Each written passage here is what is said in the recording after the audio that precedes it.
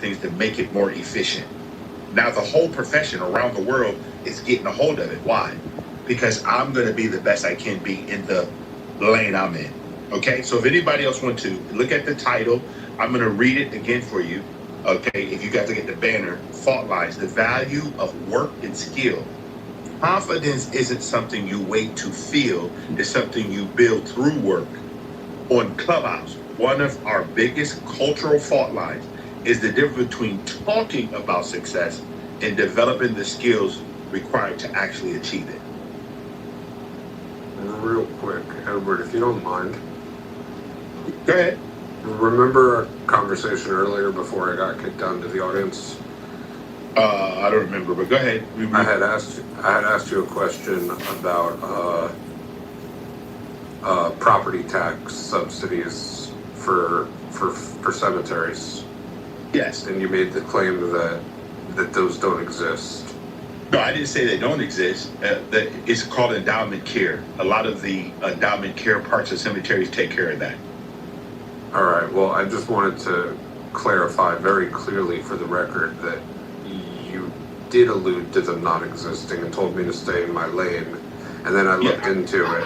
And in the state of California specifically, under Article 8, Section 3G of the California Constitution, cemeteries get a 100% property tax exemption so long as it's not dual use land. Thank you. Okay, so they get 100% tax exemption, right? So are you sharing with me why are they getting a tax exemption? Do you know Florida? Well, yeah, I told you why. Because they're literally burying dead bodies. Because it's a right. You understand the right to bury someone there? That means they're not going to build something on that particular property, so there's no tax revenue. Do you understand the difference? I understand why, but you're the one that said that they didn't. Okay, all right. Hold on, I need clarification on this. Do they not have to pay property tax? Is that what this ultimately comes down to? Yes. So Florida, essentially what you're saying is a place that builds a cemetery should then have to pay. There should be some people over the hundreds of years it will be in existence that has to pay the property tax to the county. You don't think that should be waived, Florida? That wasn't, whether or not I agree with it wasn't what was in question. Actually, what was in question is whether or not Edward agreed with it. Because Edward was the one. Is that really a subsidy when they're waiving the tax? Yeah, I would call that a 100% subsidy. No, subsidization is when money is injected into an industry, into a business. Subsidization is when the government picks up part of the tax. This is not, in that instance, when property tax is being waived for a cemetery, is the government injecting money into the economy. It's not a subsidy. You can make it. It's a tax break for the dead. Come on, Florida man. Yeah, we could quibble over that, but that's not what the point of this room is. But no, the whole point when we were talking subsidization, I was there. We were talking subsidies, and that is clearly not a subsidy. Okay. But what's more important than quibbling over whether it is or isn't a subsidy? It's not a subsidy. When I told Edward that there was a tax break for cemeteries. We were talking about subsidies. You can't change it. We were talking subsidization. Edward denied the tax breaks. Okay, again, Florida, I don't know why you keep missing it. We were not talking about taxes. We were talking about when the government gets involved in a business, subsidize that business. That means they're injecting revenue into a business. That's a complete subsidy. But again, if I'm waived taxes for the particular business, that is not a subsidy. I don't know why you believe that just because you went and looked it up, that you understand. And I want to make sure you and I understand. For me, a subsidy is financial assistance from an entity other than the business making revenue from their customers. Does that make sense, Florida? Yes. That's why I said what I said, Florida. I because understand. that's the difference. So if the government's going to give me financial assistance, which they do not, they waive the taxes on what I would get on the business. But do you know what I still have to pay taxes on? All the things we do in the cemetery. Okay. Yeah. So we still have to pay taxes just because they waive the ground tax, because there's no way for us to generate revenue from the ground because there's dead people there. You know, my father, maybe this is just an old Jewish saying, but my father used to say, a penny saved is indeed a penny earned. Okay, so what you're essentially arguing, as a libertarian, at least one that you allude to be a libertarian, is that the money and labor is already owned by the government, and if we give a tax break, then we're subsidizing the labor, right? No, I'm sorry, what? This is $900 number. You know, this is Again, Joe, it wasn't a matter of whether or not I'm okay with it, because to be quite frank, I'm okay with cemeteries getting a property tax break. 100% okay with it. No problem with it at all. But Edward seemed... we were talking about. Edward, well, we were talking about subsidized. Government subsidized. I understand. And one of the things that we talk about right now, and correct me, Florida, because I want to make sure, the value of work, right? Do you believe, Florida, that the United States government has taken away the incentives with all the programs we have in the United States?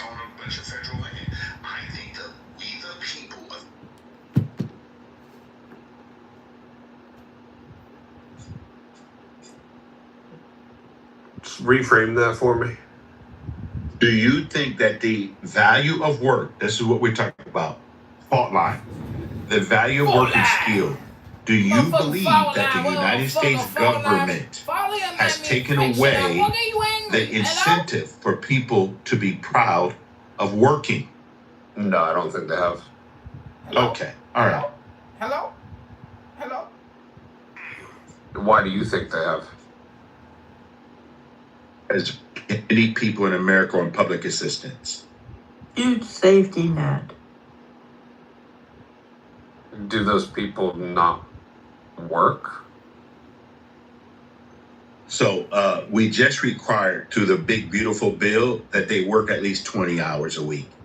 And people push back on that because they thought they were taking something away from them. I think the value, again, of work gives people dignity, that they've earned something in their life and is their money. To me, that's very important. Okay? But I don't see that happening on a regular basis because we have people that don't value work. It's just crazy. We're always going to have people that don't value work, but like the question is like, are they not working because they got subsidies? And for like the overwhelming majority of them, that answer is no. They're still working despite getting subsidies and federal government benefits. In fact, despite their work, they still need those government benefits and programs to be able to make ends meet. And that's not necessarily always their fault. A lot of the times, it is indeed the employer's faults or the regulator's faults. They could be dead, right? They could be a dead person collecting a check. Of course they could. I just want to make sure our budget. I mean, Edward, okay. how many government benefits checks do you get to the dead people buried in you? None. Imagine that, Joe. None. So, but Florida, I want you to think about this, okay? All of us together, because I don't want to just center one person. I think we should move the mic around a little bit because we have some people in here that may want to share. Anybody in the goo, you want to come up? Just let us know. But this is the important. Who? Go ahead. Who's that? Jay Peasy. Go ahead, Jay. How you guys doing? I just wanted to say, you know, regardless of how the system is, right, and how the government is operating, unless the government is like a dictatorship or some kind of like fascist government or communist government, it's not the government's job to help you make ends meet. You know what I'm saying? You say, oh, these people.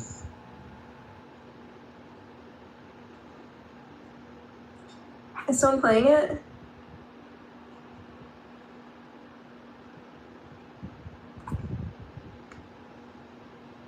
What's that noise in the background? I'm playing NBA 2K26. Oh, it's you. You're the problem. Oh no, that clicking isn't me. Oh. No, what I hear is it's like cheering in the background. Oh, that's definitely not me. Okay. Well, I don't hear it anymore. It's fine. Janis Joplin gave a much less romanticized account of the encounter than Leonard Cohen did. She was disappointed, expressing disappointment. Why are these women always doing these old Jewish men wrong? She said it was a letdown, and indirectly recounted her night with a moody man widely understood to be Cohen. She said it was deeply disappointing. Despite her efforts to connect with the moody and silent partner, she realized around 4 a.m. that this motherfucker's just lying there. He's not following me. Well, He was he had a bad uncommunicative, night. closed off, overly moody. He had a bad night. There was no intimacy. He had a bad night. Like, it's not like she dated him for like a year. Okay, but it was a one-night stand. You had one chance to perform to impress her, you know? She was out of the scene. Maybe he just didn't. I bet you believe that what Edie Sedgwick said about Bob Dylan too, okay? Wow. I mean, I just think he didn't care. I just think he was just like, oh, fuck it, this chick, fuck this bitch. Oh, this is funny. Bow Wow just went full Joker. The inside joke, that's all. What's the inside joke?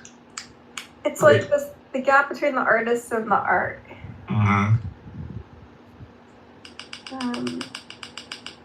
What the fuck was that? I have long nails now, so they click. I didn't know you were getting ratchet. What the hell? Yeah, I'm really ratchet. When did you become so feminine? I don't know, I was bored. Okay. Did you get a free shipping on Vinted? Okay, I'm gonna do the Chelsea Hotel Lana Del Rey vision. See if it sounds less sleazy. It's probably more sleazy.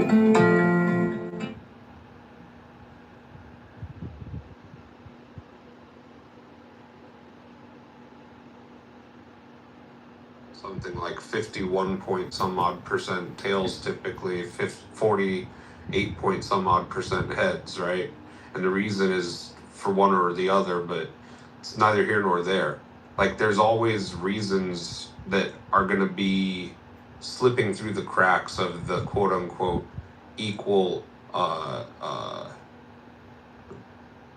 opportunities that we think exist in theory. Somebody's parents might die and they need to support their younger siblings by themselves. Now, if a 16-year-old's parents both die and they have a 12-year-old brother to take care of, and they drop out of school to go get a job at Walmart stocking shelves, or at a local deli making sandwiches, or something to that effect, that 16-year-old and that 12-year-old are living on their own. The government has made them their own independent people. The 16-year-old is the primary care holder and custody provider for the 12-year-old, right? Like, you're not okay with giving that 16-year-old extra food stamp money, some sort of a basic healthcare package, because the problem, if you don't provide those sorts of things to them, that 16-year-old goes and sells drugs on the street and gets recruited by a gang. The 12-year-old is more likely to get involved in violence and sexual crimes. And then your children could potentially be a victim of their crimes because of their shitty situation. You'd probably be safer knowing that they're getting some extra food stamp money so they don't have to worry about making ends meet and robbing you or your kids for their lunch money. All right, let me respond to that real quick, right? So first of all, it is your responsibility as let's say your last name is Florida, right? It's your family's responsibility to take care of children, aunts, uncles, grandpa. You're supposed to make those relationships. It's not the government's fault that your family's fucked up. When parents die, other family members, like their brothers and sisters, or their grandpa, or their grandma, or their aunt, or even the church, if you're supposed to, it's probably best if you get involved with the church. They're supposed to step up and take care of those children, not the government. The government, I would agree that the government can provide a subsidy or a check or something like that for extreme circumstances. But if I was in charge of the government, I would let you suffer, and you would be an example for other families on what family means, right?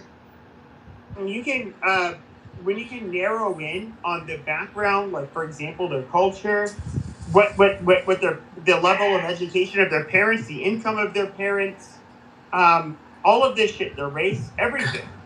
Okay, you literally see that you have disparate outcomes amongst different groups of people, and a lot of people say like, oh my god, that's racist. What the fuck does that mean, Charlie Murphy? What the fuck? I'm asking you a simple question. I'm asking you the following. Seems like you think it's a combination of both factors. I answered your fucking question. You just didn't like the answer I gave you. No. Look, that's why you're re-asked. I gave you the answer. I'll repeat the answer that you gave, and I'll show you why it's not sufficient, right? I'm asking you for a separation of the factors. You're just saying, like, look, if you look at all the results, and you look at their culture, well, they have different results, so I think it's a combination of both. Here's like a better answer to whatever you're saying. Okay, I think that that's why I gave the example of the Southeast Asian Asians. The reason I gave that example is because that's a group of people that largely came here as peasants. They came here dirt poor. With that, they didn't go to college. Their parents didn't go to college. If you listen to the debate, can you give me information? Hold on. Okay, Monica, Karen, stop. I see the choice. But they literally had. These are cultures that did not have any of this legacy that you would see today in China, Japan, or South Korea. Yes.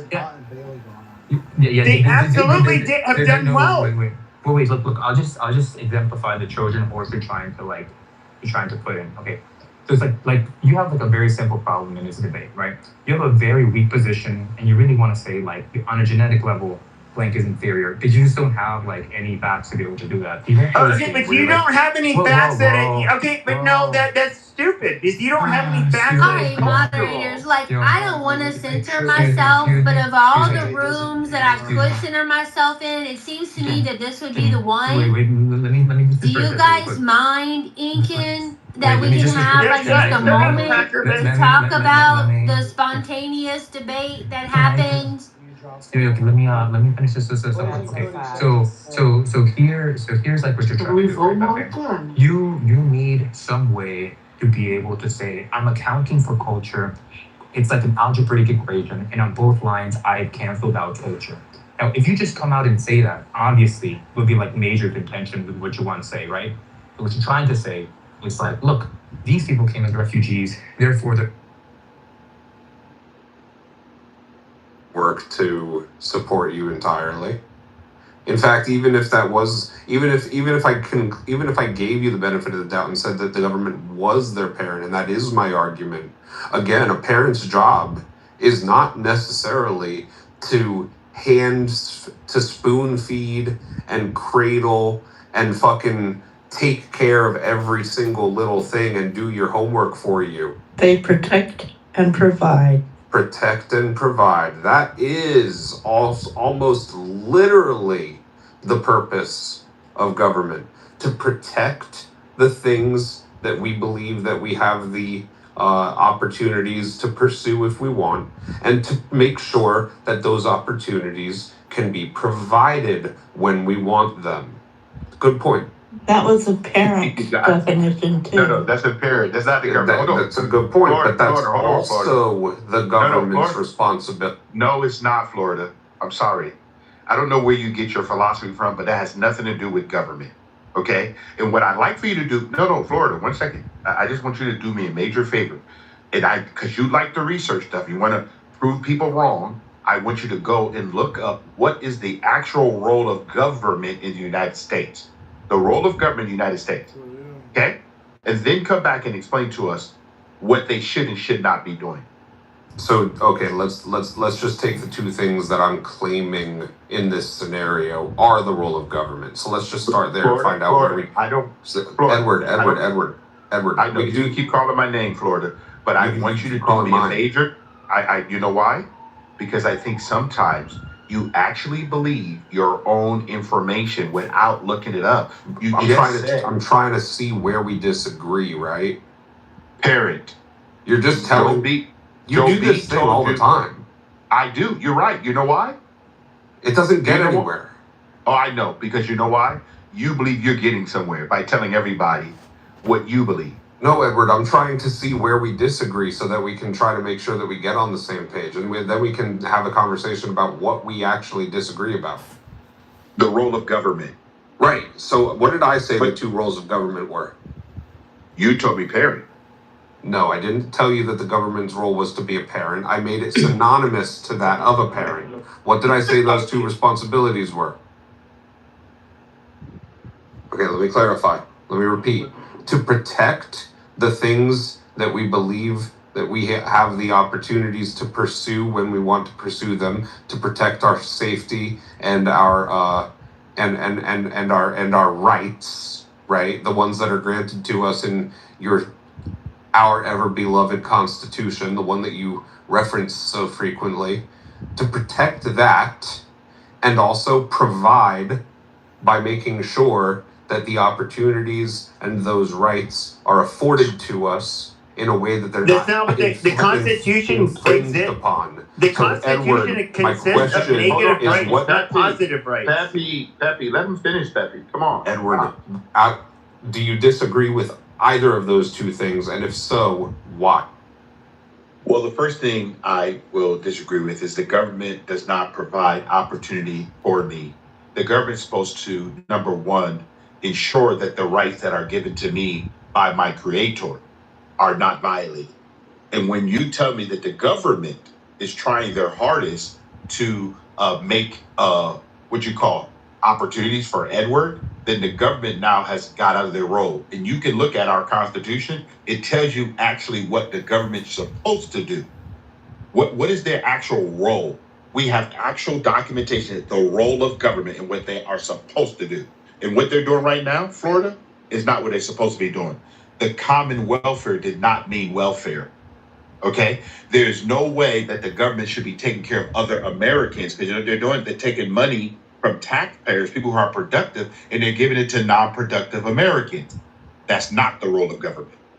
Okay, but we do agree at least that their role is in part to protect the fact that you get access to the opportunities that you want to access, correct?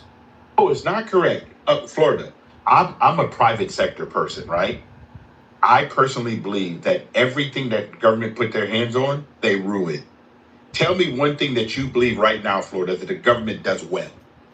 Protect the life, liberty, and pursuit of happiness for every man and woman in the country. That didn't used to be the case, though, pre-1980s, pre-1860s, did it? I have no idea. What you say it wasn't? Okay, so you believe Can I offer a contrast to that answer? Go ahead. Yeah. So the federal government's role in protection is to protect the general population from invasion. And that's what it clearly states. Now, if you really were clever, Florida, you would say, based on the Constitution, that the government would provide for the general welfare, right? But that's been hotly debated. What does that actually mean? The general welfare is a is a subjective term. But I just gave you 2 gimmies right there. That's how you answer those questions. Thanks, Joe. Appreciate you having my back. But anyways, go ahead, Jim. I responded to you based off the analogy that you gave with the 16-year-old with his brother, right? That's why I brought up the whole fact that that's not the government job to take care of orphan kids. Okay, now you keep trying to confuse the two, provide and protect. For example, right? My child comes home from school with some homework, right? It's too hard for him. It's my job to provide guidance for my child. That's not the government's job, right? So when the government provides, they're not going to provide that. Hold on, I'll give you another example, and I'll end it right there. If my child comes home and they want to know, about sex, right? And or pregnancy. Let's say it's my daughter, and she want to know about pregnancy and the effect of it, right? Not the physical effect, but the mental effect, right? Something to do with emotions and their mind. That's not the government job to provide that kind of protection for my child. That's my family's job. That's my job. You see, what you're doing is you're inviting the government into your parenting by saying that the government is supposed to provide for your child. You're supposed to provide for your child, right? If you're in an area where there are certain types of jobs, it's your job, it's your responsibility to gain the skills to get that job. The government they're not supposed to give you a job or give you any money, right? No, not right. To be equal, there would have to be universal basic income. But I thought I was gonna land right there, so I'm gonna land right there. Go ahead. So when it comes to quote unquote sexual education, STD testing, preventing pregnancies, things of that nature, it's always incredible when we have good meaning, well-intentioned, and capable people within the communities to be able to provide and help out when necessary through the private sector. That's always preferable. I agree with all of you on that. It used to be the case back in the 60s that the religious organizations, such as the ever so beloved churches that you guys all don't go to on Sundays, that those would account for like upwards of 40 or 50% of the quote-unquote charitable givings in this country. Today in 2026, the role of the church in charitable giving and community contribution has been diminished down to somewhere between 20 and 25% of the community's external sort of sourcing and resources availability. Source, please, sir. Regardless, with that being said, I want to respond to that. Real quick, just to land my plane. Just land it. When the parents in the household don't take that responsibility for themselves, you have to ask yourself, to Joe's point, if the role of the government is to provide for the general welfare of the people, beyond just making sure that we don't get invaded by fucking Al-Qaeda, but to truly protect and provide for the general welfare of the people, is making sure that your children have access to STD clinics, rape kits, general sexual education.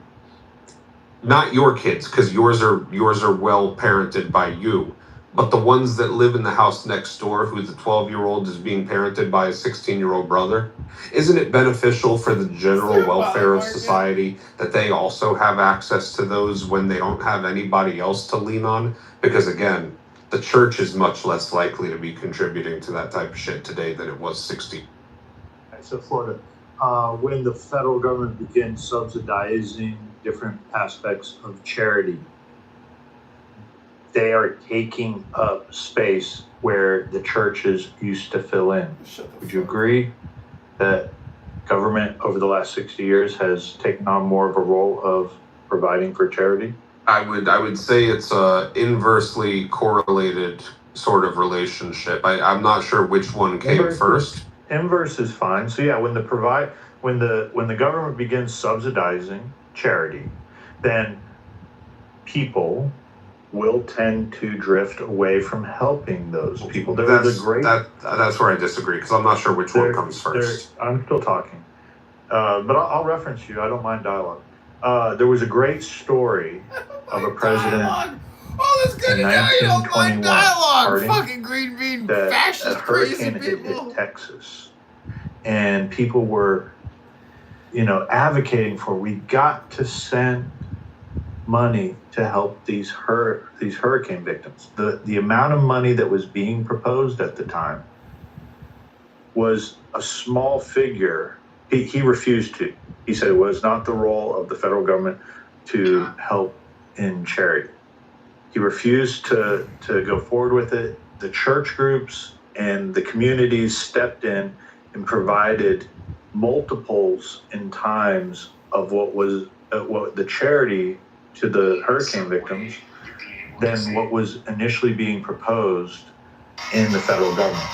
If they had subsidized it, many people would say, oh, well, the government's got it. Why do I have to worry about that?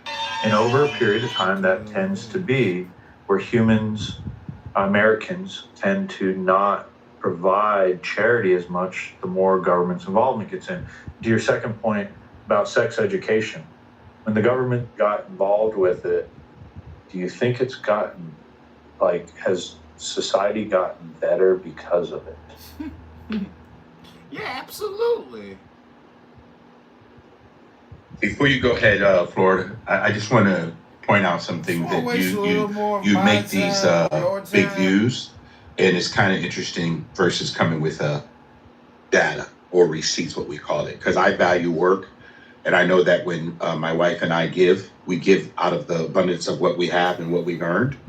But it's kind of interesting that you make these comments. So just to give you guys an illustration, the church, the body of Christ, just in the United States last year alone, gave $151 billion. This is including all church giving and religious organization. It does not capture full charitable impact of religious Americans. Now, that full impact was $617 billion fiscal 2025. Okay? Now, I can share with you so you can understand side by side. 617.2 billion. Medicaid last year was 618 billion federal spending, taxpayers. SNAP, 112 billion. Okay, Social Security, 1.4 trillion, because we have so many baby boomers. 870 billion on Medicare.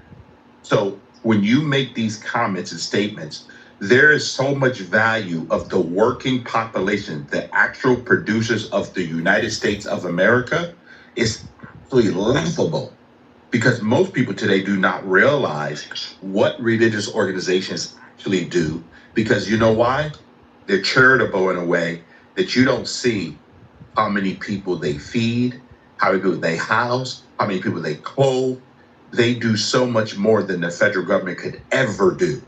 So I don't know why you would come on a platform and publicly say, well, the church is not giving the same way, when you yourself, I don't know what kind of church you go to, but I've been involved in the body of Christ for 47 years. And for someone to come and speak out of turn makes me laugh. It's just laughable. Okay? And everything is documented. Okay? And I'm going to go back to the title, the value of work and skill. And because I get up every day and I give 10%, and I give more to charity. And my wife and I volunteer. We do whatever we can. We have different projects that we give to. You know why? Not just because we can. Because we know that there are people out there that sometimes are just made some bad decisions. They're down on whatever that happened.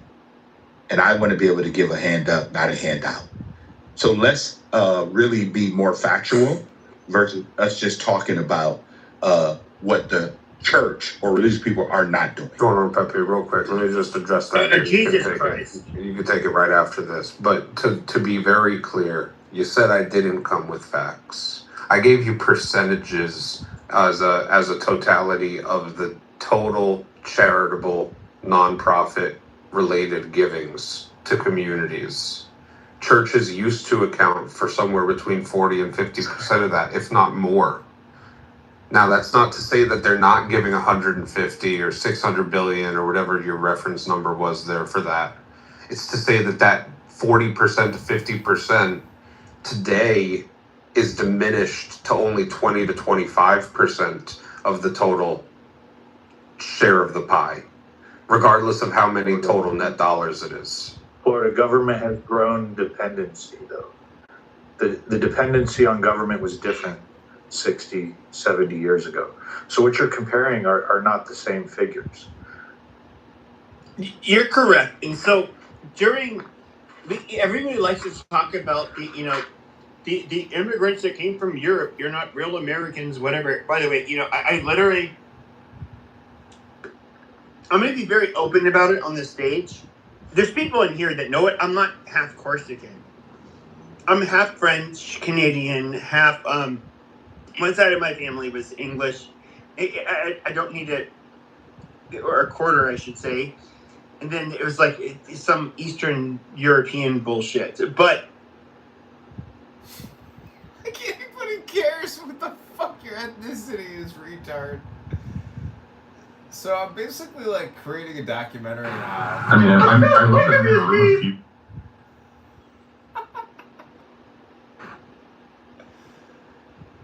I've basically moved on. And it's like a dictatorship. Let's just get to the music.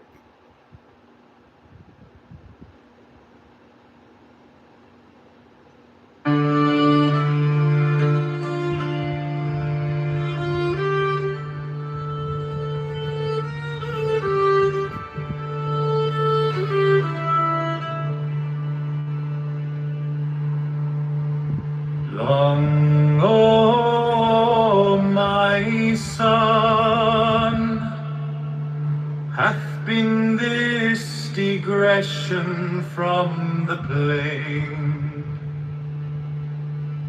path of my word concerning children. But it was most needful that thou shouldst understand the limits of true liberty. For that is not the will of any man, which ultimateth in his own ruin, and that of all his fellows, and that is not liberty, whose exercise bringeth ill to bondage.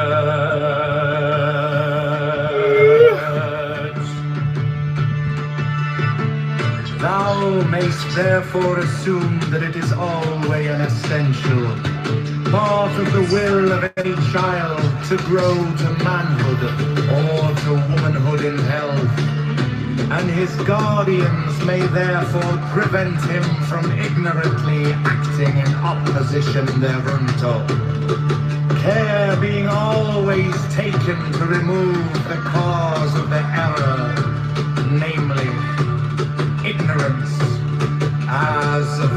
granted, thou mayst also assume that it is part of the child's will to train every function of the mind, and the guardians may therefore combat the inertia which hinders its development.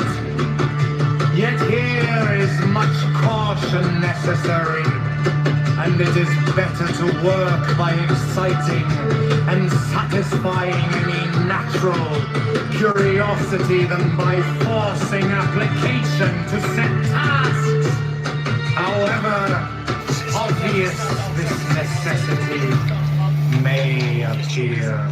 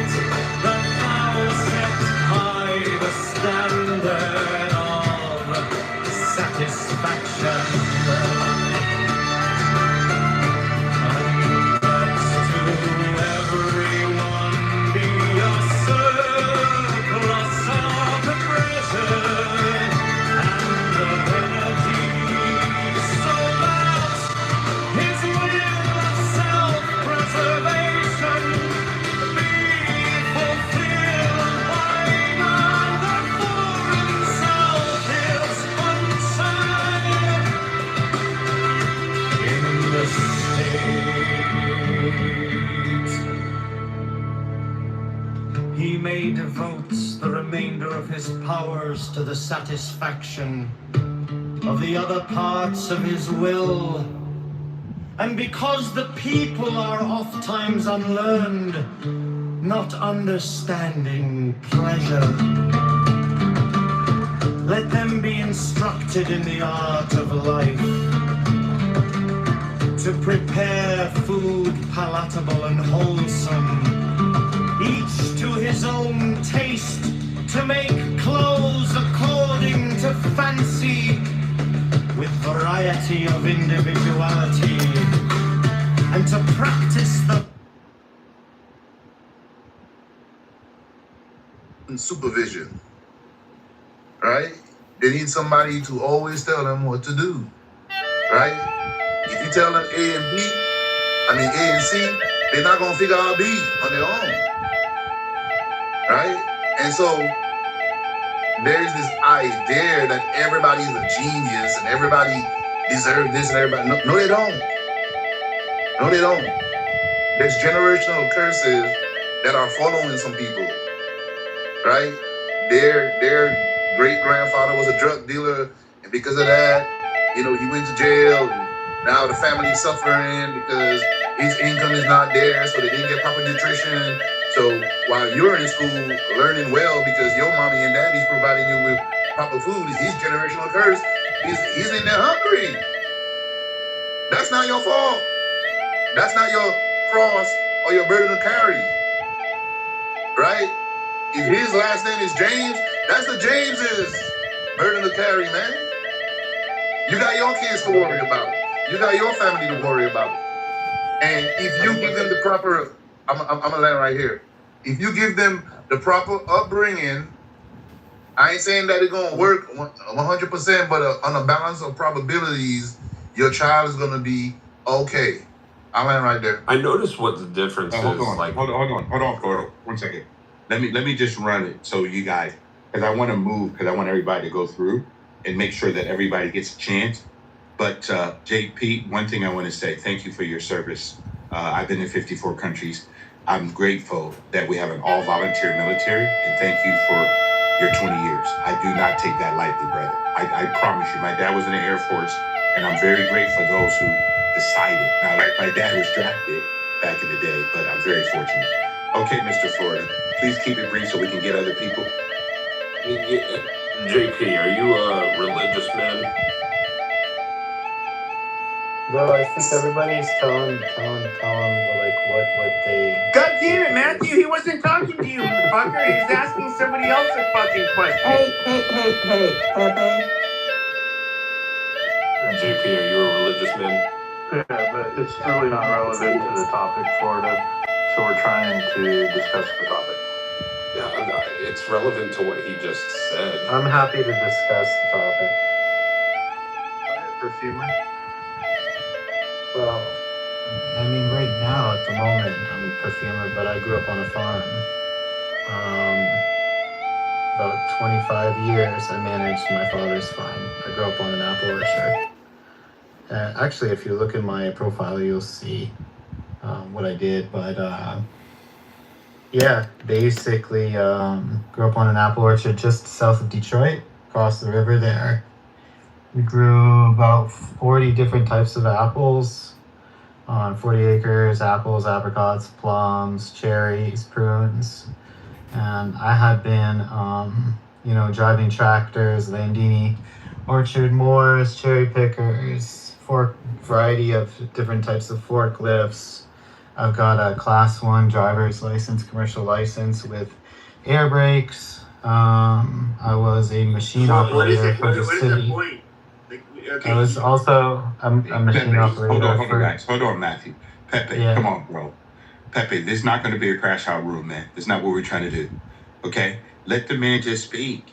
Okay? I If know you want to share what you do, he grew up on a farm. Like, that's cool. Pepe. Okay, Pepe, what you Peace. Wow, go ahead, Matthew. Joe, I've been there from a long time ago. Where did you come from? Where did you? Right. So a lot of people, Edward Lynn, this is why I'm saying it, because a lot of people mistake me for being like a city kid and like a perfumer or artistic sort of guy. I have been shooting guns. My family's got probably about 25 different guns since I was like 4 years old, chopping and hunting. I can repair a variety of different types of engines, 2-stroke, 4-stroke, fucking all sorts of different things, right? And also I'm blessed, right? Because I think life is work and work is life. Like, yeah, it is true that I'm a self-taught perfumer. I'm one of like 2 self-taught perfumers that has a professional license in North America, because I had to memorize 4,000 materials. So I accomplished that as well. I've also got 7 years post-secondary education, got 3 different degrees. I lived in Tokyo for a decade, where I taught English to a bunch of brats. This is the most narcissistic shit ever. Just what is your fucking point? Well, Hey, Pepe, my point is, Pepe, hold on, Matthew. Pepe, Yeah. I just want you to do me a favor. When I'm moderating a room, could you please, Pepe, let people just speak? I know that it's hard, but you can do it. Okay, but he's acting like a faith in you. nigger. I have to put him in his place. We're discussing skill sets. Did he Not get really out? They today. had him kicked him. Right, Thank right. you. So skill sets, what sort of skill sets do I have? Kicked into the groove. My perfume, Edward Lynn, I started off, my wife and I had come back from Japan. Her and I were sleeping in our living room while we were renting out our bedroom. I was buying $1 and I was washing buses at night from 8 o'clock at night to 6 o'clock in the morning during COVID. And then during my free time, I was teaching myself how to make perfumery. I started off by buying fake essential oils from the dollar store. Now I've had my company for 9 years. I sell perfumes all around the world. I have quite a few number of skill sets. I think that this is the first time I ever sort of flexed on Clubhouse, but I have a very wide variety of skill sets and life experiences, lived in different countries. I've been to dozens of countries myself. Anyways, life is a giant adventure. There is no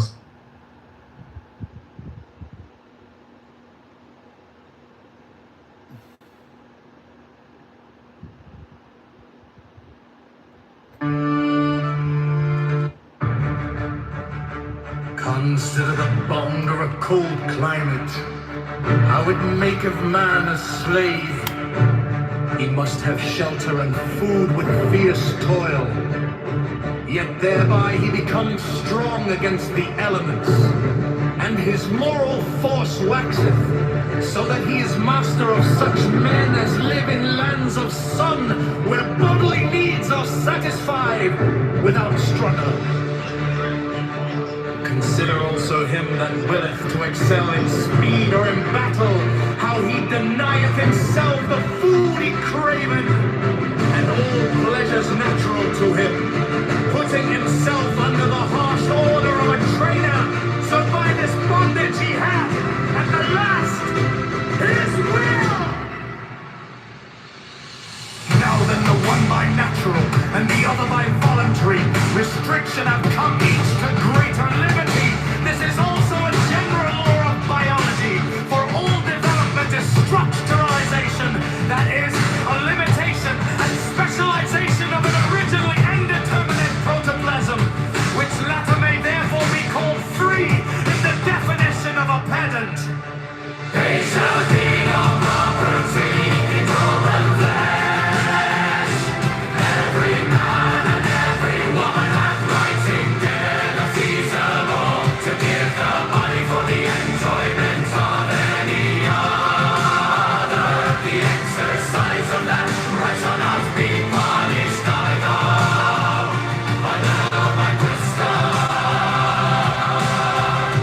There shall be no penalty either by loss or curtailment of liberty, of rights, of wealth, or of social esteem, but this freedom shall be respected of all, seeing that it is the right of the bodily will. For this same reason thou shalt cause full restriction and punishment of any who may seek to limit that freedom for the sake of his own profit, or desire, or ideal. Every man and every woman hath full right either to grant or to deny the body, as the will speaketh within.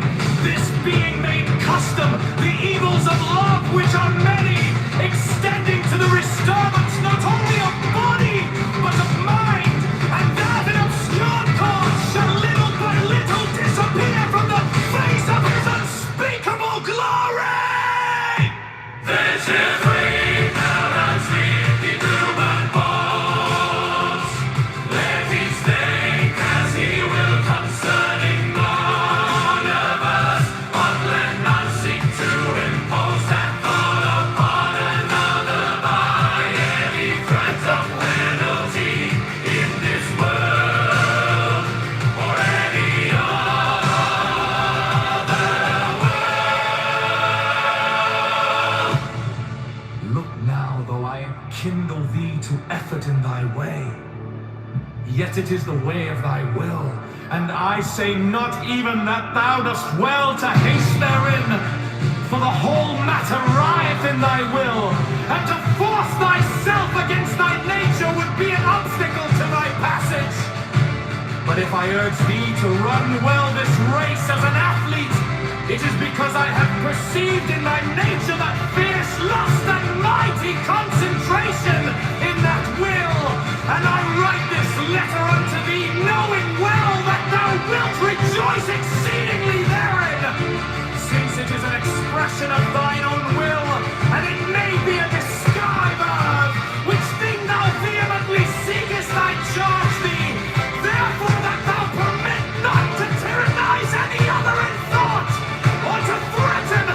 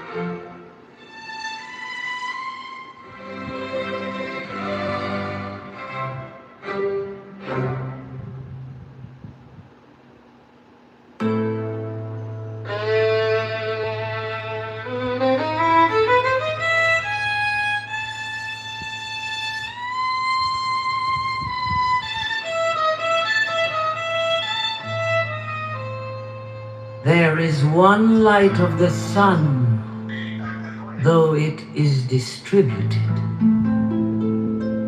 Over walls, mountains, and other things infinite there.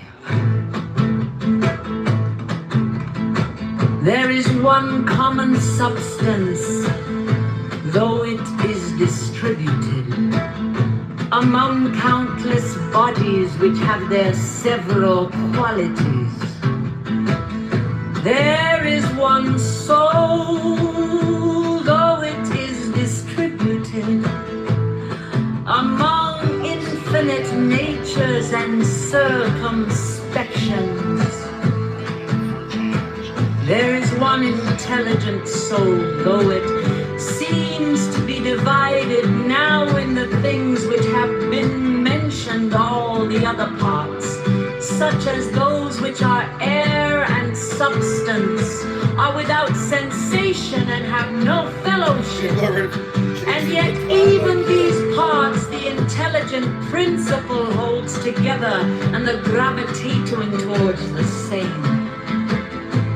But intellect in a peculiar manner tends to that which is of the same kin and combines with it, and the feeling for communion is not interrupted. Man, thou hast been a citizen in this great state. What difference does it make to thee whether for 5 years? For that which is conformable to the laws is just for all. Where is the hardship then? If no tyrant nor yet an unjust judge sends thee away from the state, but nature who brought thee into it, the same as if a praetor who has employed an actor dismisses him from the stage. But I have not finished the 5 acts, but only 3 of them. Thou sayest well, but in life the 3 acts are the whole drama. For what shall be a complete drama is determined by him who was once the cause of its composition and now of its dissolution.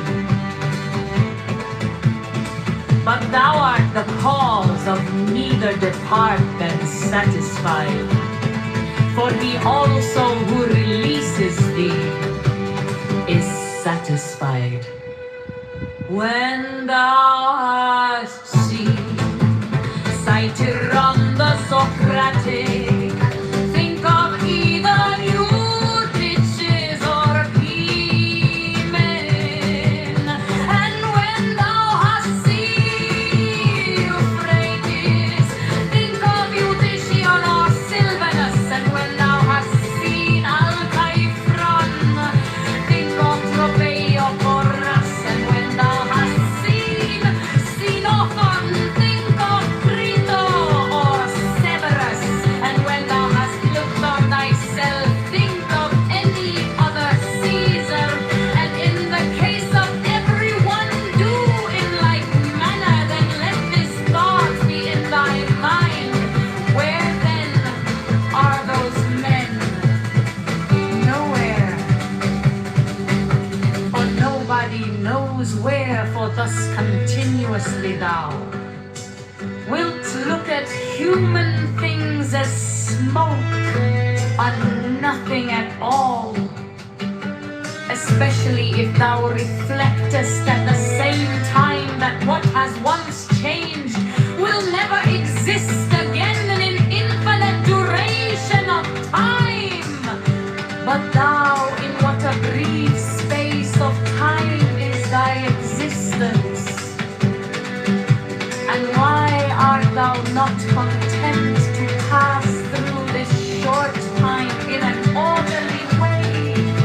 What matter and opportunity for thy activity art thou avoiding?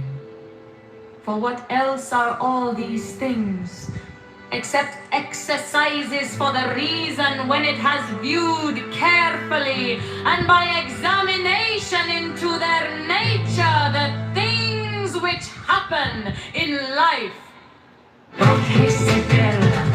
Until thou shalt have made these things thy own, as the stomach which is strengthened makes all things its own, as the blazing fire makes flame, and the brightness out of haven that is thrown into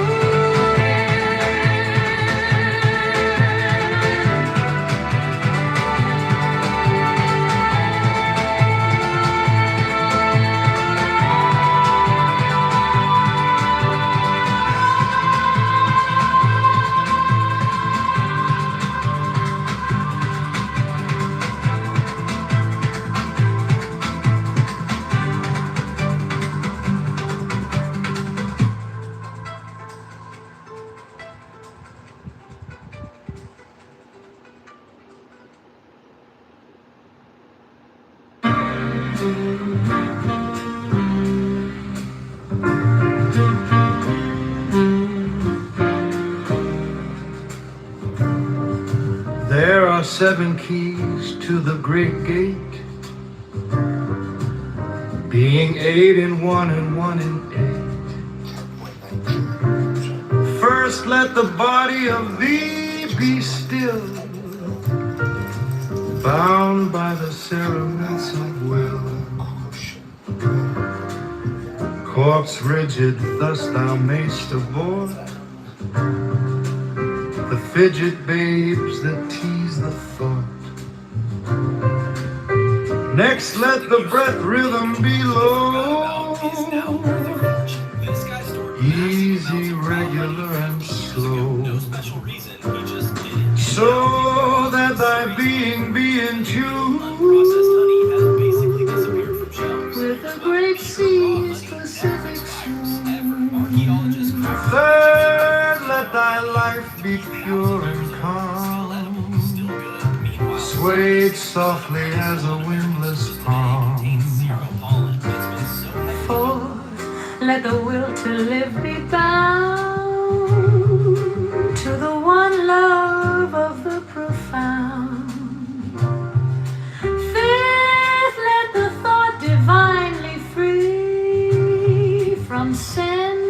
observe its entity.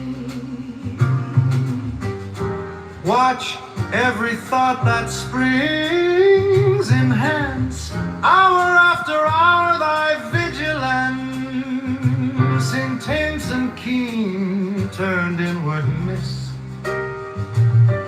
No atom of analysis,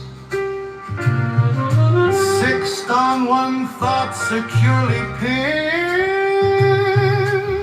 still every whisper of the wind.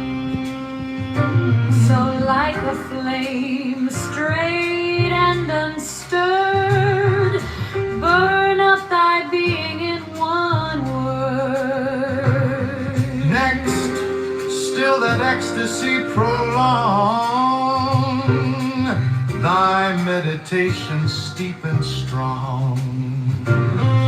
Slaying even God, should he distract thy attention from the chosen act.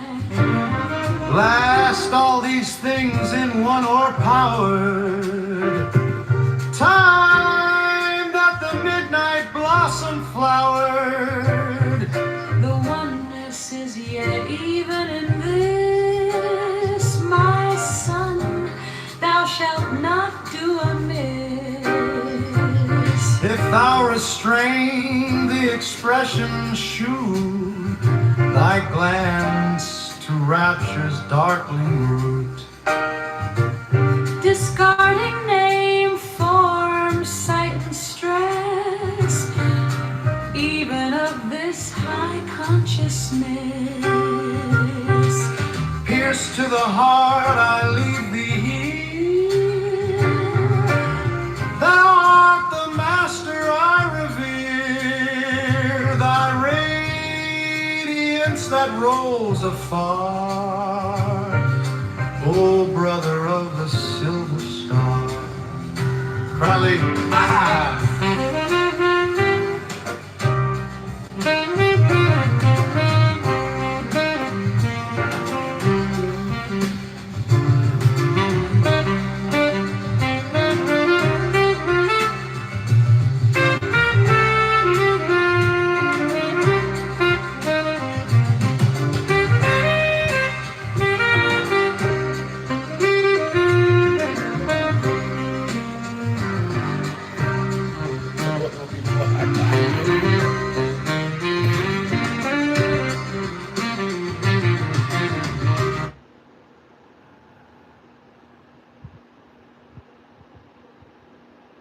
It was worth the time and effort.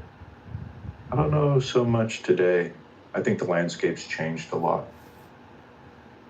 And I landed there, unless you're curious of why I think the landscape changed. Y'all talking about what y'all still on Clubhouse for? Yeah, that's just what I was posing to the room as a question, like... Man, I'm on here, to be honest with you, man, because I like to talk to people. I like to listen to arguments. Sometimes I like to argue. But mostly I think it's a habit. We creatures of habit. You get used to doing something for enough time, you're going to go back to it every day. But like I told y'all earlier, like in my life, it's certain conversations that I don't get to have on the regular. I can't have certain conversations around everybody around me.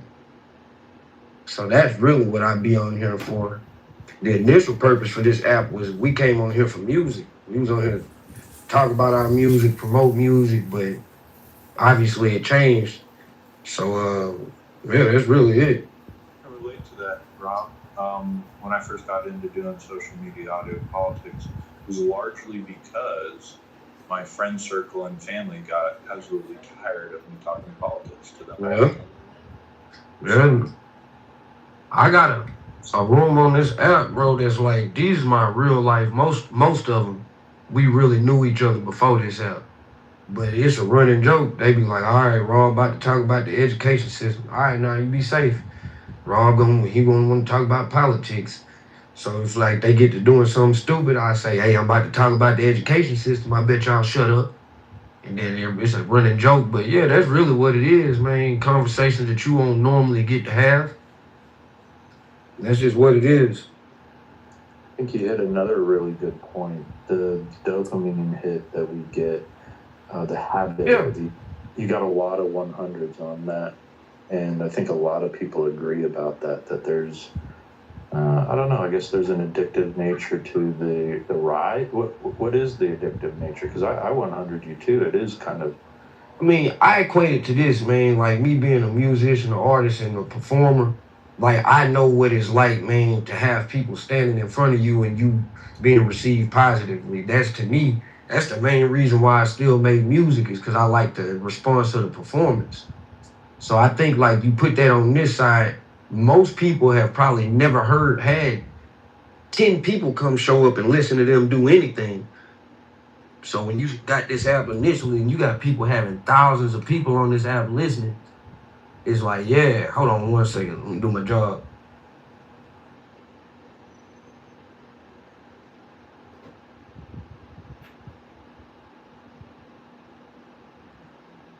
You know what draws you to the stuff.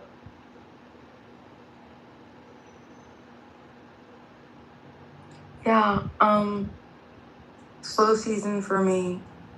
I had to stop my real life. I had my little world passed away, and then the next day I thought, so I moved, and I wanted to give my girl the best rest of her life because I knew that she was gonna go. And so I took it was originally supposed to be 6 months, but I was blessed with making good, and I don't want to say that they were good decisions because I don't want to pretend like I'm financially literate, but I'm gonna say I made decisions that allowed me to do this, where I didn't have to work. I was very lucky. I got into a particular crypto and things were wonderful for me. And so I had an awesome opportunity to just spend every last waking moment with her until she left. And then my plan was after she's gone, now I wasn't on Clubhouse yet, and after she was gone, then I would pick up, I needed to leave right away and go back to my real life. But the day after we buried her, my father ends up having a massive heart attack. A week after that, my mom got diagnosed with terminal cancer, and then my grandmother, they were taking her in because she had gotten dementia, and it was just the planned week that she was supposed to be coming in. So out of my siblings and I was in the best position to, okay, looks like I'm not going anywhere. God put me in this position for a reason. I was supposed to be here. So I was here, and I've been taking care of the family. It was really grim for a while, and it was like running a hospice, basically. Worse. And my mental was just going crazy. And so I came to Clubhouse. I actually got invited by this guy named Mark, and I don't remember his last name, but he ran a channel called Liberty Bluebird, I think, something like that. And him and his partner, the guy who does most of the talking on Liberty Bluebird or whatever, he still has these. He still does these talks every once in a while and occasionally. But then I found that channel, and then I found why do I want to say Mr. Roger? That wasn't Roger. I found Roger's room, and that was great. And I was loving Roger's room until October 7th, and then that just dissolved. And then I found Chillism, and Chillism kept me busy, so I wasn't like just completely. I mean, like, when I'm talking like the lugubrious rut you could possibly imagine, like that's what I was in every single day of my life. As I'm doing this, the love of my life is also going through his own situation. And so he had to go, and it was rough. So Clubhouse basically saved my life.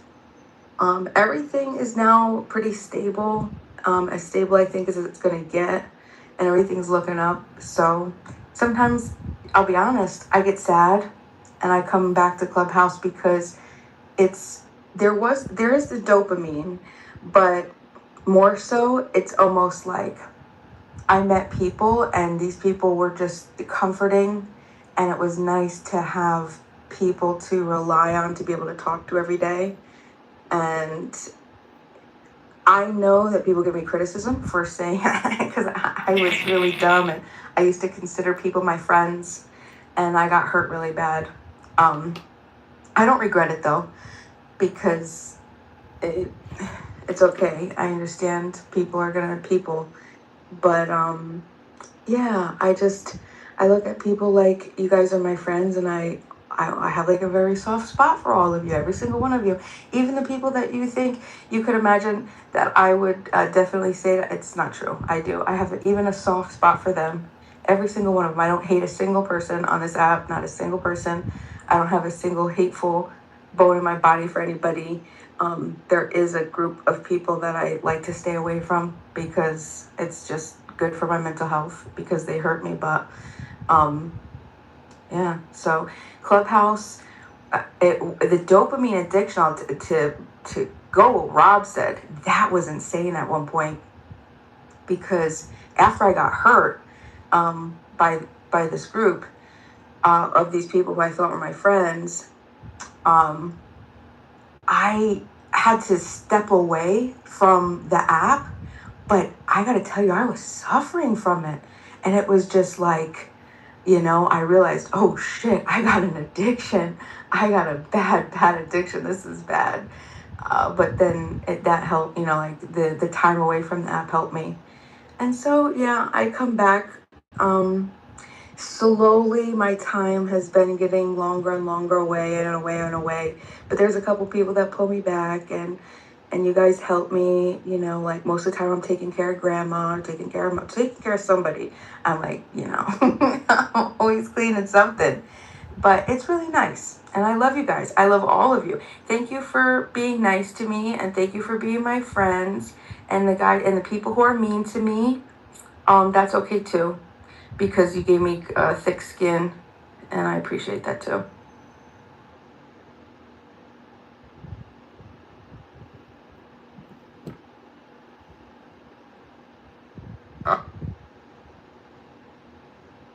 Found he had repeatedly lied about his charitable fundraising, and his publisher stealth-editing his online biography to remove false claims and tone down claims about his fundraising. Let me see what else I can find. Well, the important part is his real issue.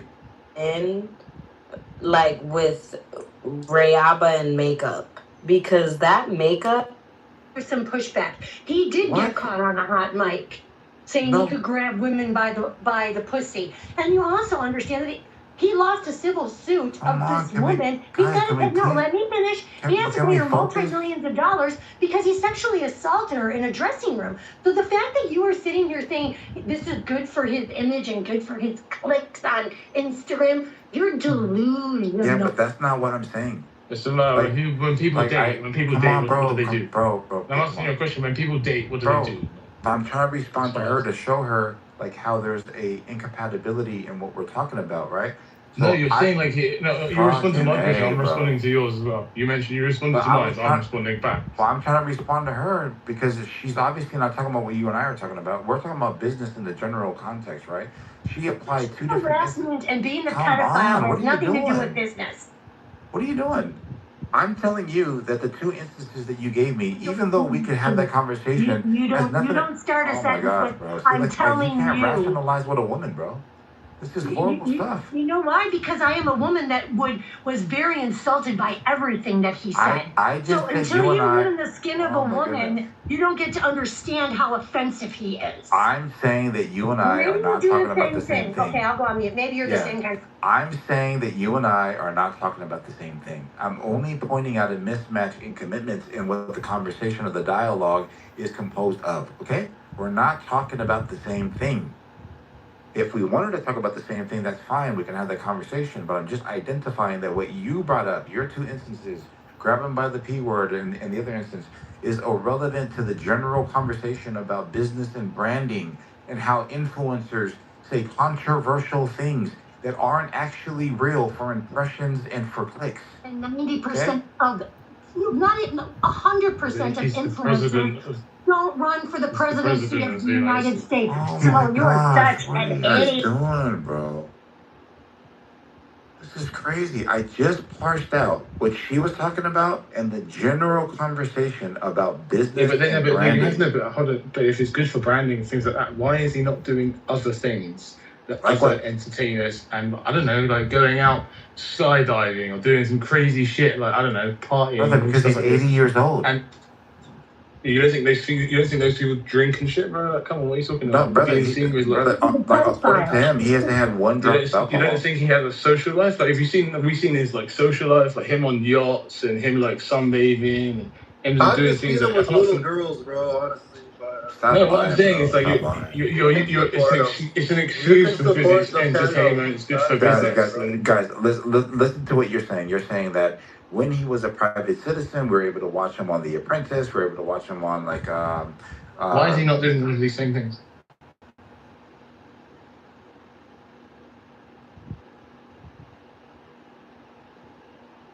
At all, as a result of the conversation.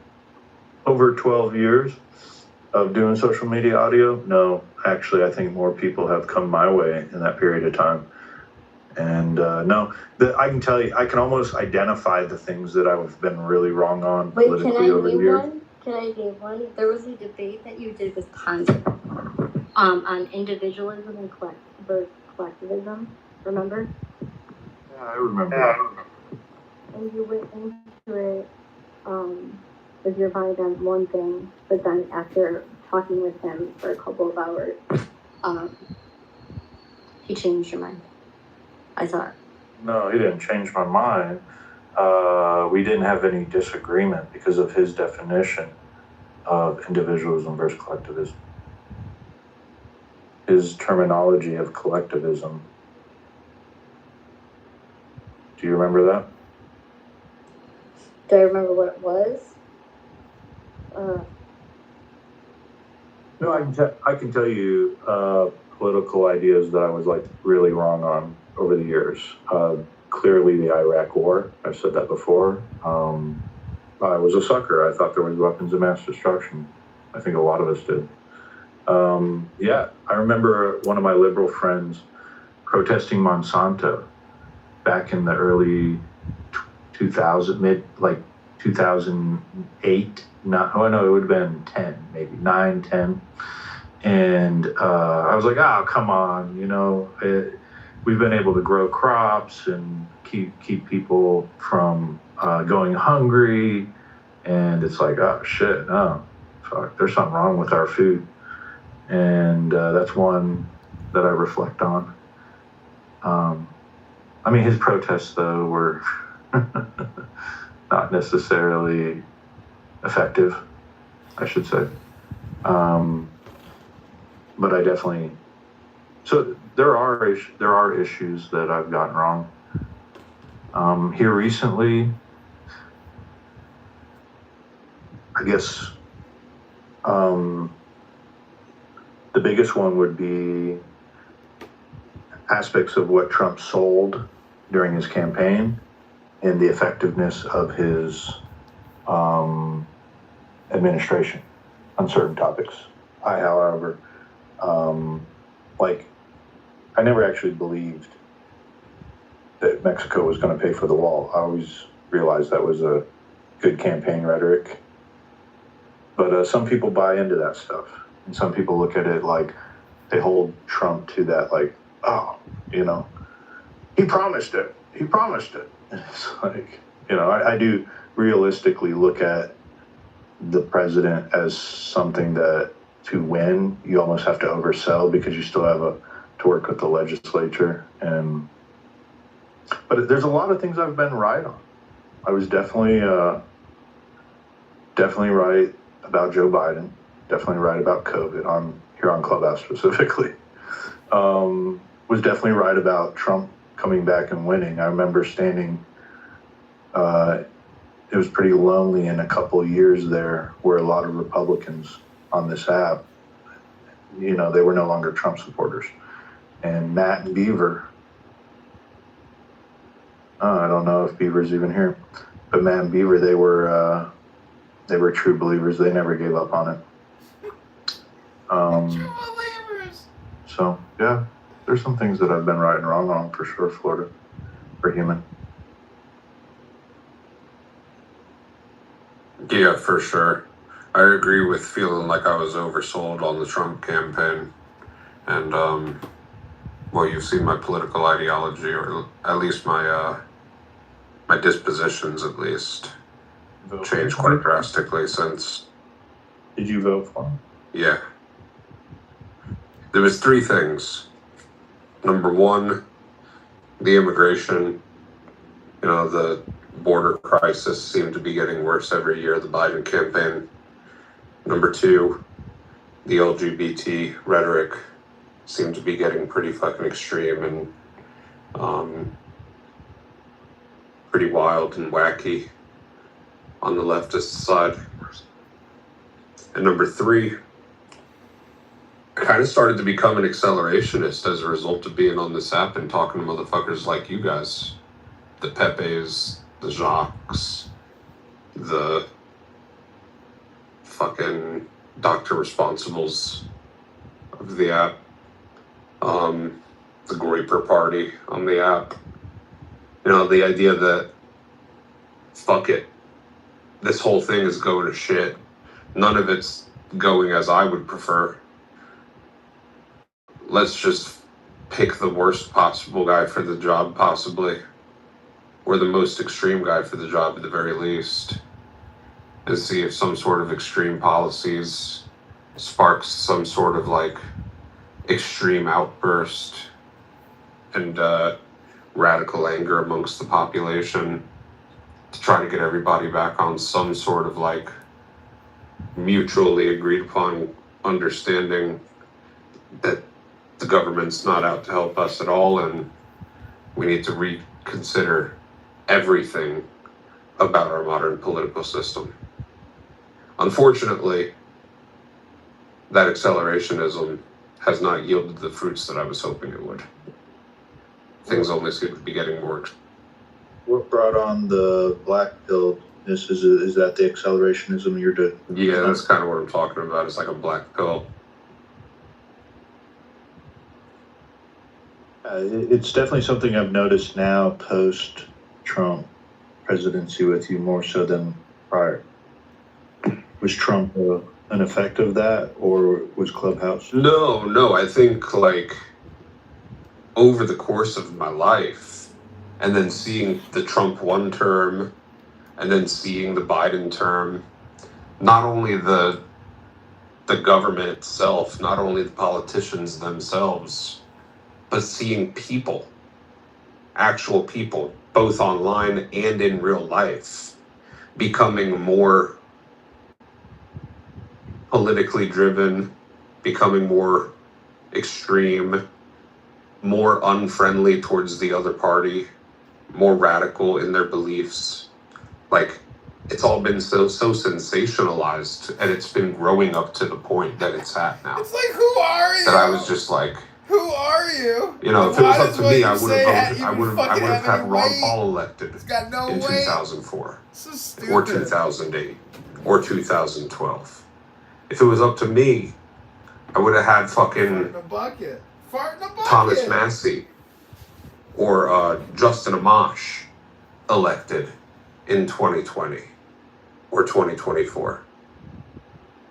But apparently my style of politics don't lend well to the general populace, or at least the donor class who's able to convince the populace that those types of politicians aren't worth the weight that their fucking names are signed on, of the paper that their names are signed on.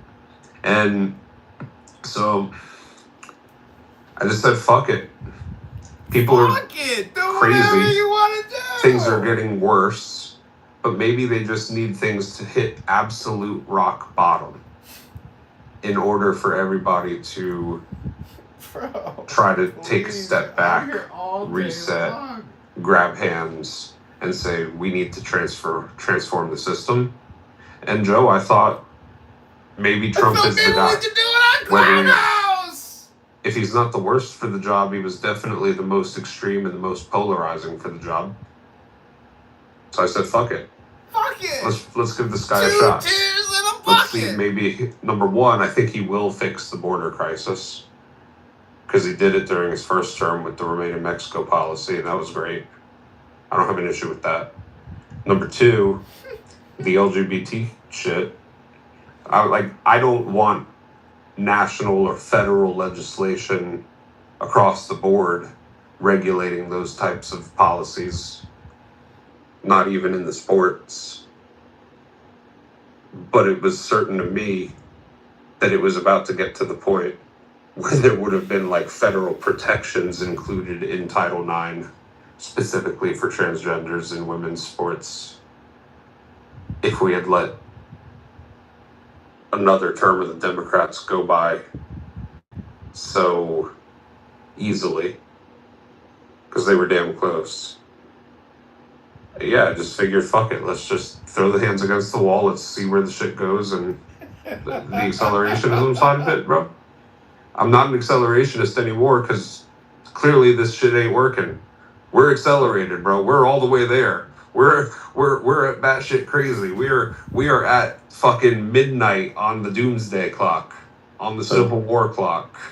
I'll offer that where my difference of perspective is when it especially comes to politics. If you click on my profile, I have a little slogan, and we exchange ideas. Oh, All my political social media apps have the same thing.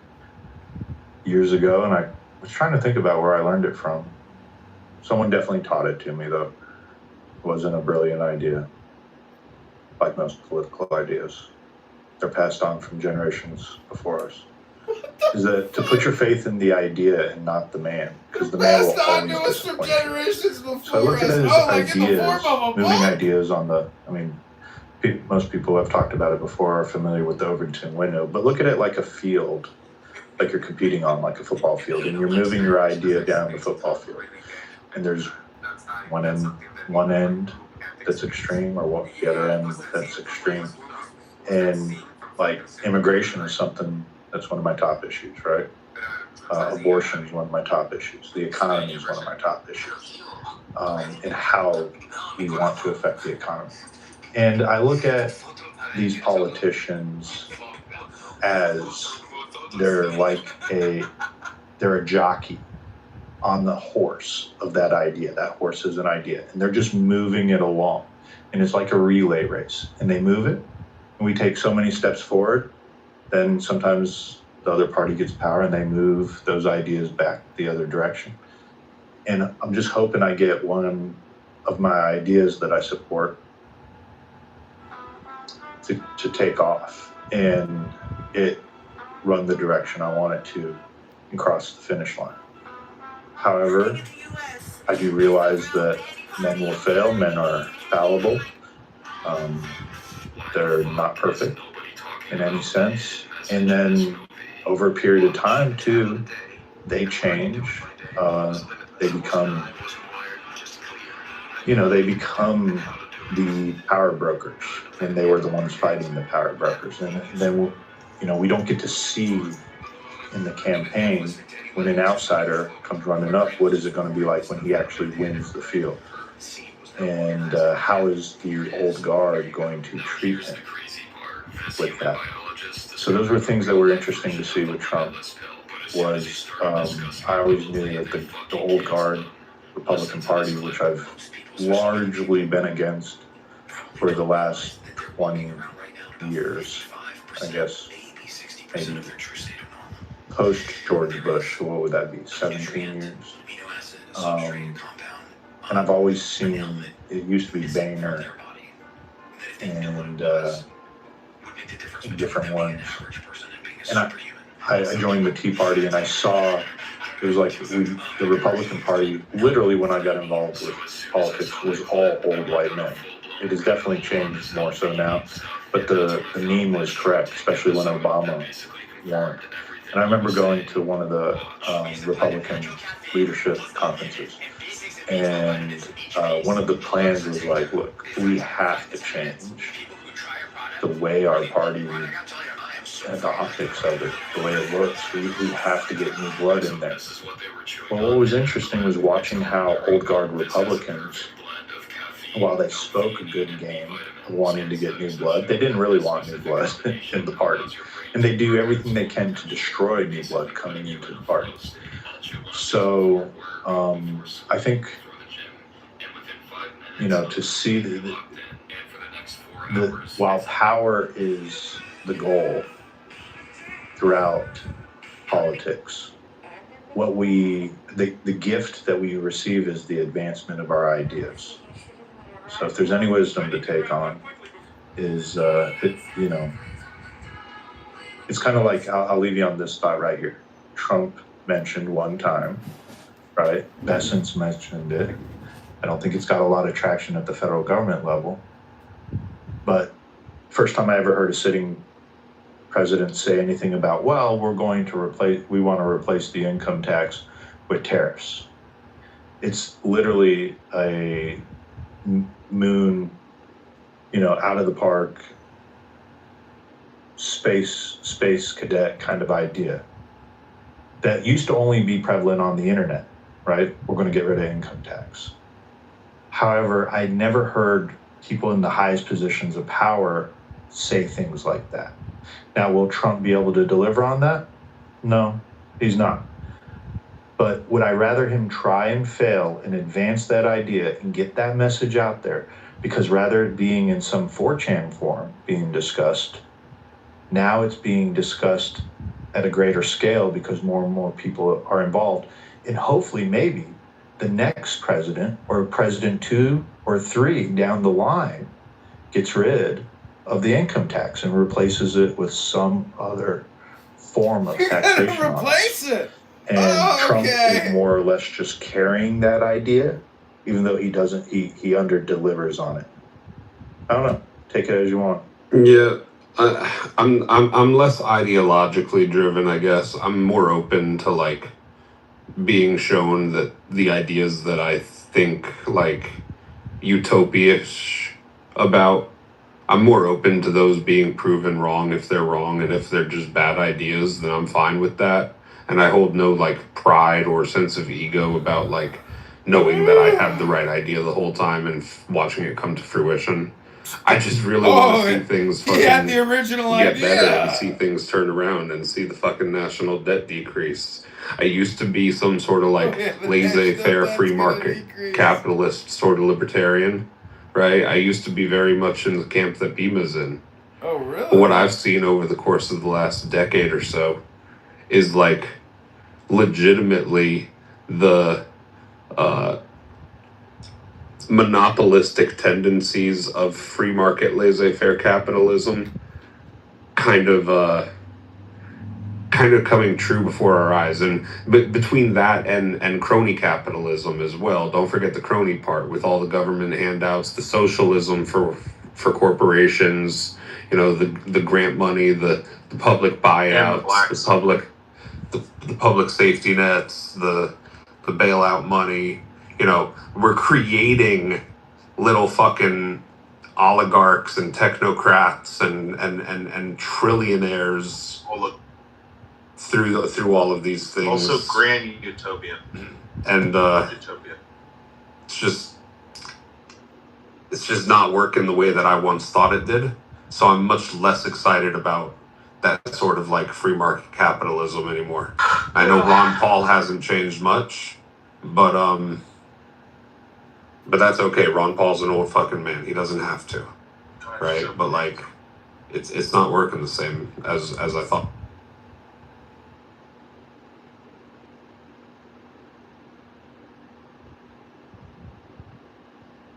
How do you replace a set of elites in one country? You say, how do you replace the what? How do you replace every country has a set of elites, right? Every country. Oh, it's how do you replace those elites? I don't know if it's so much about replacing them, Joe. It's about checking them. Making sure that they know that just because they're the wealthiest doesn't mean that they're the best. Just because they have the most money doesn't mean that they're the smartest.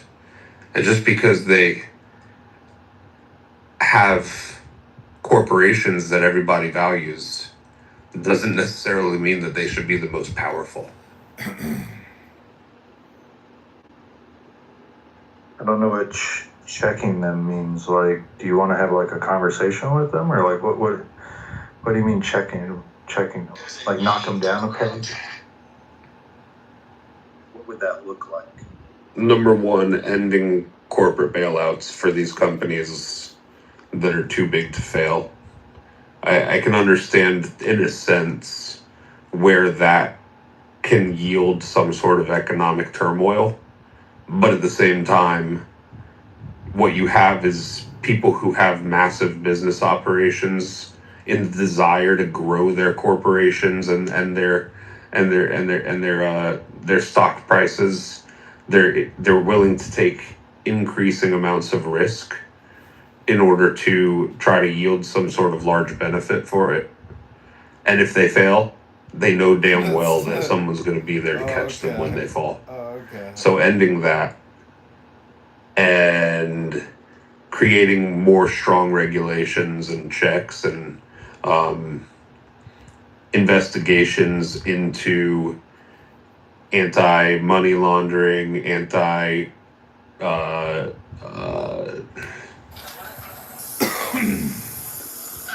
collusion, monopolization, data privacy, selling the whole selling people's data. I mean, like, you think about like the value of X and Meta and Clubhouse even.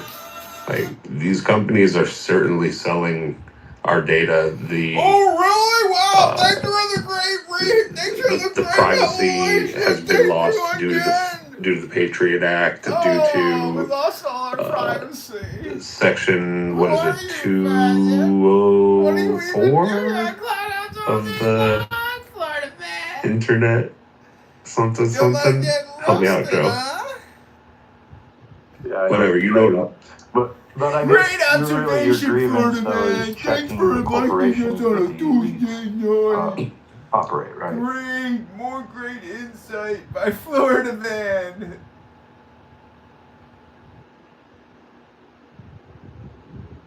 Not just like buy land stuff, but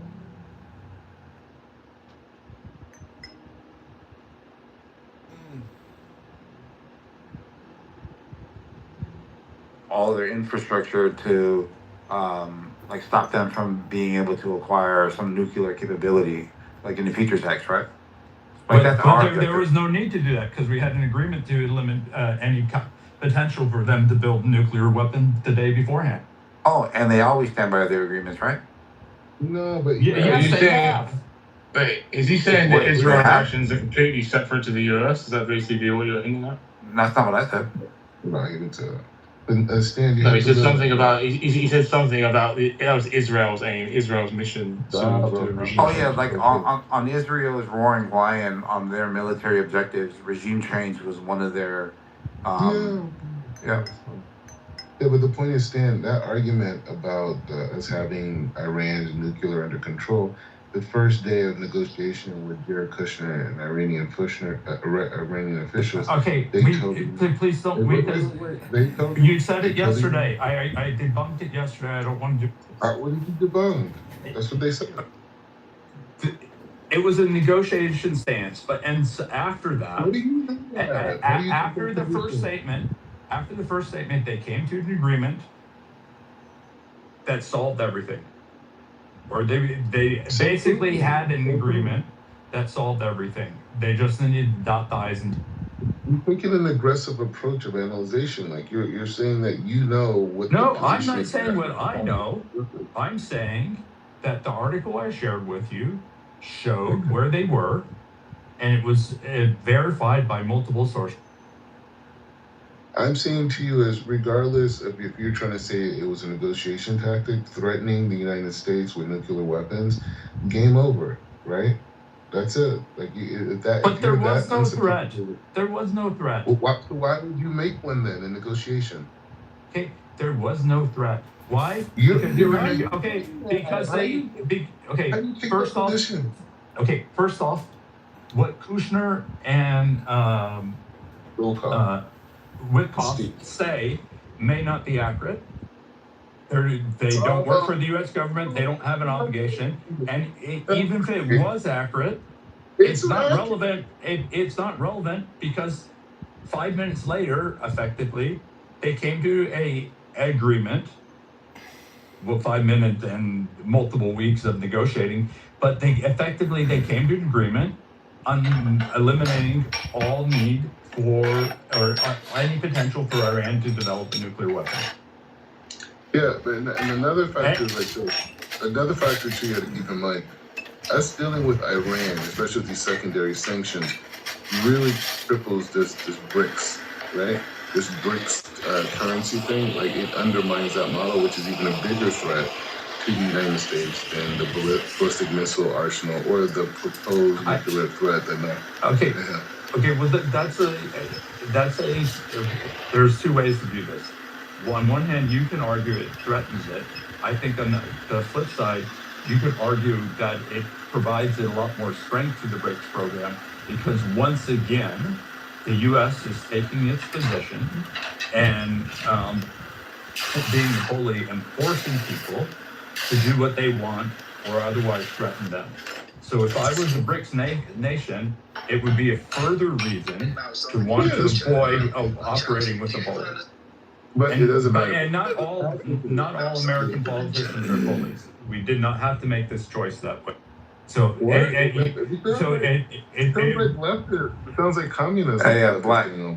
All right, so Black. So these are the numbers that you would add to your 180, right? Like you would add the G7 acceleration fund. You could add the 50 billion from the Russian frozen assets from the United States of America supplemental. You could add. So there's 7 other categories. But those aren't military spending, though, right? Those are other categories. No, I'm just talking about the American taxpayer, like what the American taxpayer is on the hook for. I mean, that's not the way you worded it in the beginning. But No, wait, hold on. That's exactly what we were talking about. The gentleman here. Talking about that, that's not the way you worded it. All right, so the gentleman here was talking about he didn't sign up for, as a taxpayer, to fund this conflict in Iran. So my question to him was, well, did you sign up for the Ukraine one? Because we spent up to $400 billion to this date. That was my case. I mean, it's not. When you say that, that's not an accurate statement. I understand the sentiment, but the statement itself is not accurate. We spent 180 billion in military spending approved by Congress. That's all right, here. The problem here is that you made an assumption that I was talking about something that I clearly wasn't talking about. I'm speaking about all spending. Okay. So when hold on. So when you say I made a mistake, I think that you should offer an apology for you making a mistake. Just for the record. Okay, fine. But I'm not saying you. I'm not even saying you made a mistake. I'm saying your statement was inaccurate. But with the sentiment, I understand what you mean. My statement was absolutely accurate to the context of the taxpayer being on the hook. I can't. I've enjoyed being divorced for like a year just so I don't have to deal with this. Yeah, I just don't understand how like you narrowed the domain to military spending all by yourself. Like how'd you do that? Because normally when people say we spend this conflict, they're talking about military spending. Right. Normally, right? Okay, so you have a different thing. Okay, I'm learning, you know. Or you can come up by unmuting. Yeah, we're talking about a different thing. I just don't understand like why these people don't understand that this conflict right here carries more of a United States interest than Ukraine does. We spent $195 billion. No, gentlemen, we spent $195 billion in Ukraine since February of 2022. According to the U.S. Okay, Samoa, just let me finish a sentence. According to Congress's website, So you can say that, and we've spent $37.5 billion since we've been in Iran as of July 26, 2026. We're on track, because this is going to be a 5-year war in Iran, or at least a 3-year or 4-year until our next president. Oh my God! Until our next president comes into office. Absolutely we are not. Samoa, you know what? You are just like a little. You remind me of my 4-year-old grandson that has no self-control with his mouth. None. You need to learn to listen, not listen to respond. Discipline us. Get him! He said it's going to be a 3-year war, bro. Crazy. Donald Trump, your boyfriend, Donald Trump, said that we would be out of there in 60 days. How long have we been there? So we're not. For the next generation after us to have a more perfect union. Next generation. That's my opinion. Oh, the next generation is gonna go have a more perfect union. You kidding me? These fucking people are fucked.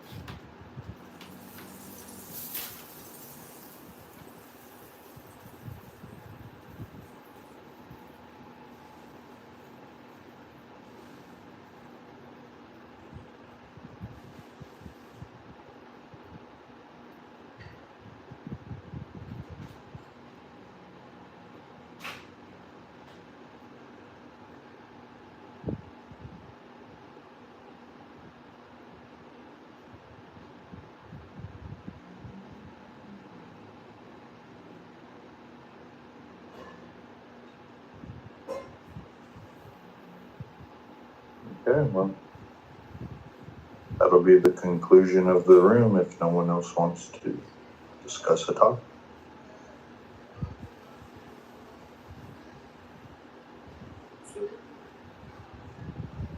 What's up, Joe? Dr. Adams. What's up? What's up? I gotta say, I've been impressed with your trolling skills lately. You're one of the top-notch ones on here. You know, I'm a little disappointed in you, Joe. A big part of American history died tonight. You know, we lost a few patriots tonight. We really did. Dolly Parton and her tits. That's a whole group right there. And I feel like, you guys just kind of glazed over that.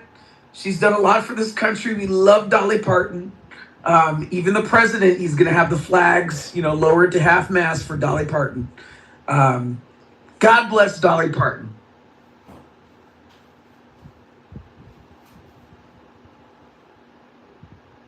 You're right. She was a gem, American gem. Are you familiar with her story when she got in place? When she first hit the scene and stuff like that? No. Can you care to share it with us?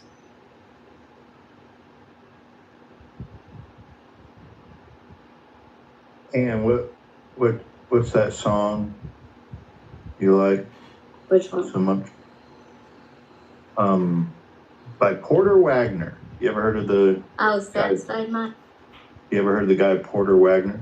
Adams.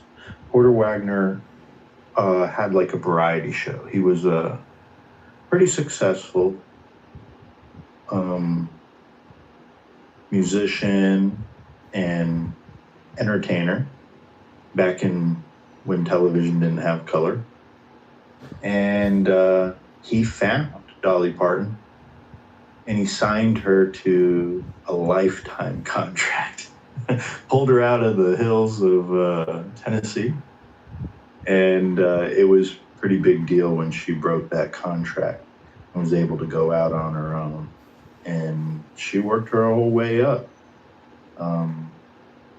So I think some of the struggles, like in the music world today, there's others that have that similar story where, they're this supreme talent. I think Michael Jackson with his family and his father, right? I don't know, I'm not familiar with it as much, but maybe Justin Bieber, when he was younger, he got older, had to do something similar. I think there's other musicians that have had to go through that. And these are like your mega stars, where they have to like break away from that awful contract.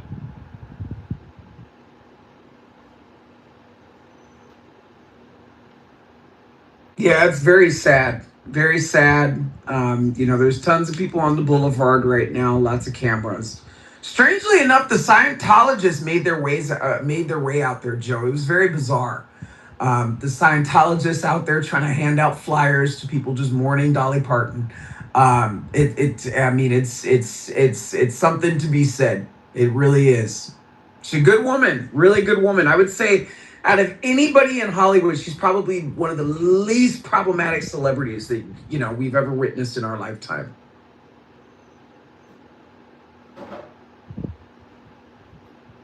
Yeah, I'd have to agree. I don't think we ever heard anything bad about Dolly Parton. She's about as sweet as could be, and it always shone through her. A lot of people have commented about when you meet her, she's very down to earth, and she's just like how you would imagine. And she wasn't full of herself and as successful as she was, and I guess that's a rarity today. And she wasn't trying to tax anybody either. I said it the other night, and I feel bad, which is why I had to say it. I was like, damn it. The Democrats, if there's anybody that's going to go this election season, it probably should be Jane Fonda. But, Dolly Parton never tried to tax anybody. I heard she actually left a part of her royalties to underprivileged black children in Tennessee. I Will Always Love You, that song that Whitney Houston did a wonderful job, but Dolly Parton wrote and performed before Whitney Houston. Dolly Parton's a kind soul, really kind soul, better than Jane Fonda, and a much better wig too. I will say that Dolly Parton had a much better wig than Jane Fonda. Gone too soon. Yeah, you're right. Jane Fonda, I tell you what a traitor that is. She's just the evil, they call her the godmother of CNN. Yeah, she kind of was. Just evil woman. Evil woman.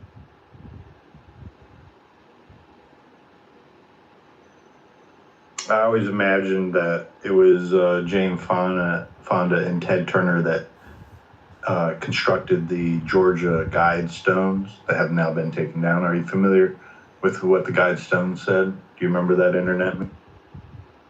No, but I'd be interested to know if there's anything in the Epstein files about a picture of Jane Fonda over a mantle somewhere on Epstein Island. I'm sure there's probably one. Yeah, I'm not aware of the whole Epstein story. Maybe we got someone in the audience that is an expert on it. But essentially what the Georgia Guidestones were about were depopulation of the entire world, wanting to slim the population down to around 500,000 people.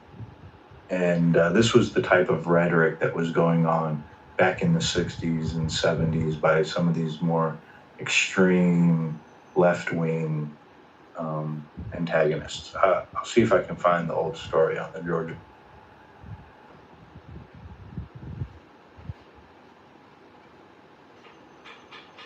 That's terrible. That's terrible. So who do you think is going next, Joe? Say it again. What was your question? So who do you think is going next, Joe? Oh, I guess it goes in threes, right? Yep. Are we going to take bets on it? What's Cauchy say? I don't know. I heard Dick Van Dyke is still alive.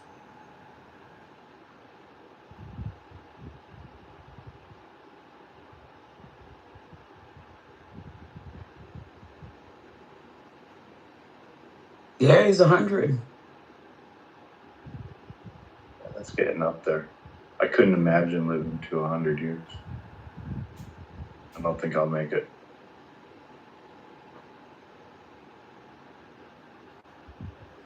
How old is Chuck Norris? He's dead.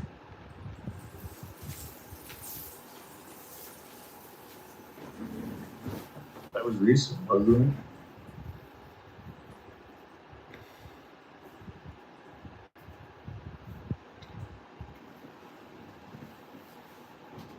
Yeah, it's crazy. It's crazy, Joe. We live in crazy times. Crazy time. I don't know. Do you think they're any crazier than they used to be? I don't think it's crazier than it used to be. I think, you know, there's just a lot more cameras and a lot more noise. I don't know. I don't think the world's really changed. I think just kind of the people and their delivery has. That's a great take. That's largely the biggest change that has happened in the last 100 years. And yeah, I know there's been technological change. Clearly, we drive cars and things like that. But it's the advancement of our communication. There's nothing that really reaches that, where you can speak to people all across the world sitting in your bedroom in your boxers. You know, it's wild. It's like the ability to get a news story out. Depressed fuckers right in the face too, you know, with a hypothetical, shotgun. What the hell, man? I know, a bunch of sick murderers. That's what I'm talking about. I know. This is what the DS3. These are the people that we're talking to right here. This is Joe. It's like, how far back did he pre-exist? Like, was he the Logos that Philo talks about? Because Philo talks about that Logos as a second deity, one that's lesser than the Father. Is that how some of the early Christians understood Jesus being? Yeah, so I would just kind of go to that. Some of the stuff about Christology is really messy, so. Yeah. Well, I mean, honestly, that's probably one of the most interesting things in early Christian studies, is just the whole Christology topic, you know? No. It was terrible. Some context coming off of it. Edward ran his room, and it was terrible. Is it because we have replays on that everyone behaves themselves? Wait, replays are on? Everyone's like, oh, shit. You're going to mind what I said. Oh, yeah. Yeah, me too. Yeah. Nigger, kike, spick, faggot.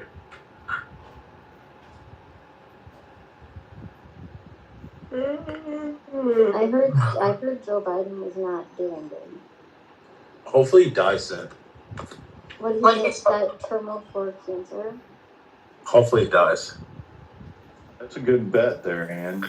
Not a man that's not more deservative.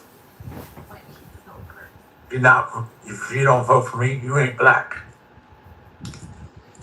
They're super predators. There's a criminal jungle. Or what did he say? Something about jungle or something, Ann?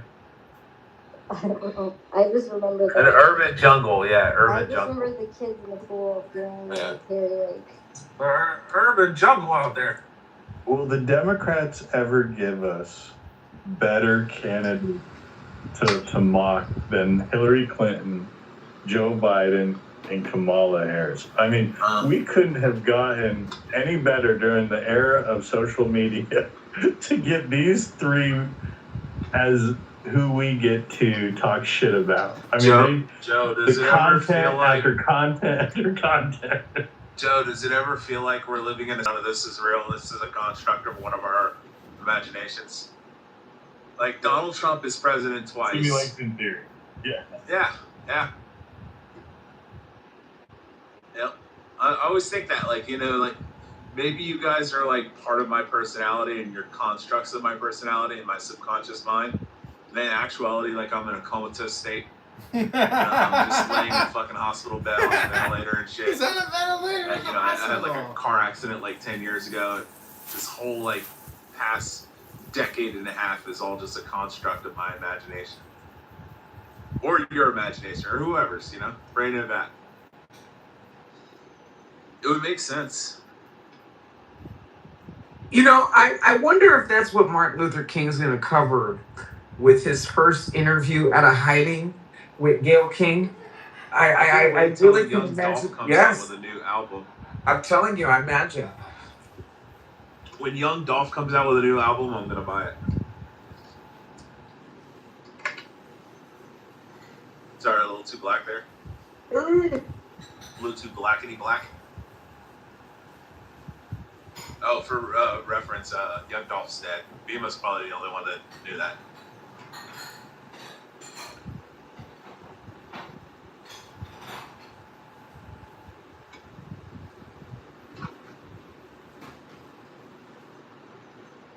Pepe, how do you feel about the blacks?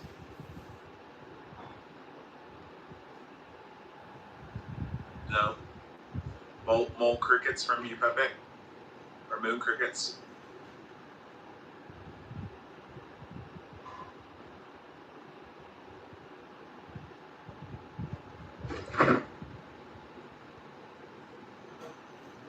All right, Joe, I have a question. Are you familiar with the Mandela effect, right?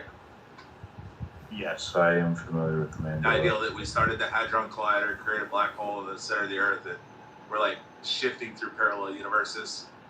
So the only one that I can say unequivocally that I can't explain is a situation my dad and I were in Forest Park, Georgia, and we used to go to this Jimmy John's all the time. And one day my dad and I were sitting there and we're like, hey man, you want to go to Jimmy John's? He's like, yeah, let's go to Jimmy John's. And it's literally right out of the front of the warehouse place that we worked at for a company called Forward Air in Forest Park, Georgia, in Atlanta. And we pull out of the fucking plaza, the complex, and immediately when you get up to the traffic light, there's a shopping plaza on the right. There's Jimmy John's around the corner. We pull up, it's a fucking Mexican restaurant. And I was like, fuck, man, the Jimmy John's went out of business. I'm like, we gotta figure something else out. So my dad's like, hey, just go in there and ask them if they moved to a different location. And I was like, all right, maybe it's like right down the road or something. So I went in and I asked the lady working there, and I was like, excuse me, I'm like, do you know where the Jimmy John's moved? And she's like, what? And I was like, yeah, I was like, the Jimmy John's. I'm like, you know, the place that used to be here and stuff, because we haven't been here in a couple weeks.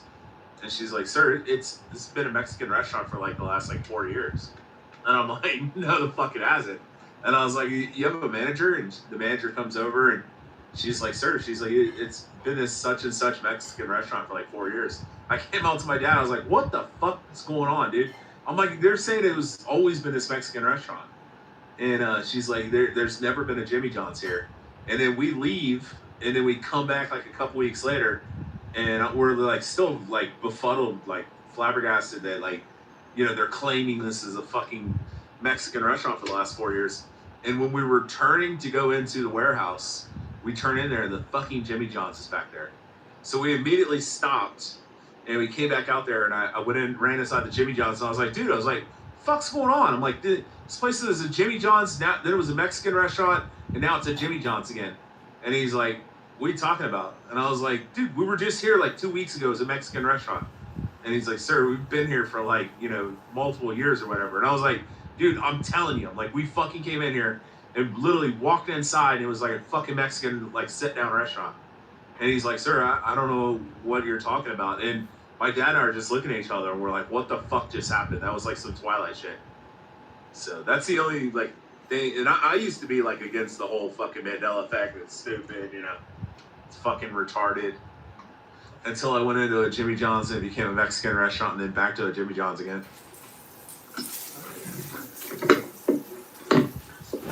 But the most plausible explanation is that I'm in a comatose state. You were drunk with your dad. Real.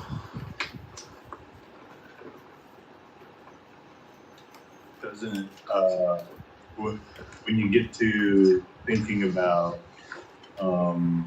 simulation theory, though, isn't that largely what the prophets were describing in the Bible with God, and that we're living within the world that God has created? I guess. I mean, I don't know. It could be parallel shifting. It could be simulation theory. It could be like a bunch of different shit. Or maybe you're just going fucking crazy, or you're going crazy, and you know, like I said, this is a construct of somebody's imagination. None of us are real. The Jimmy John's wasn't real.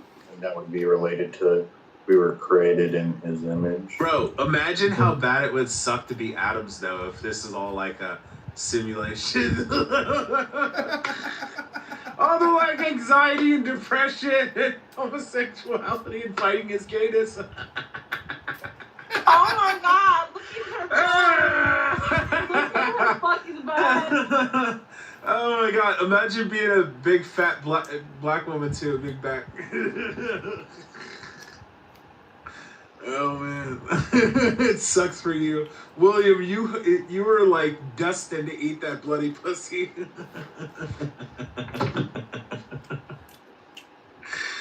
Oh man, poor Wallace.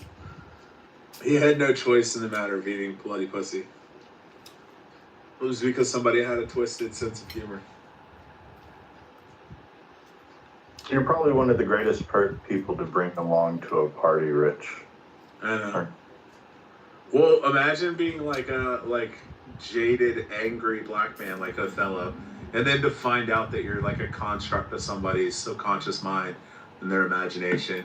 You're like the stereotypical trope of a fucking black man, you know, just an angry black man, and I hate the white man and the Jews, and I won't be a fucking black Muslim. It's not even real. You're every stereotypical black man from TV shows that I watched as a child. I constructed you, Othello, in my mind. What is happening? What? We were talking about simulation theory, and then we were talking about if this is all like a Mandela effect and simulation theory.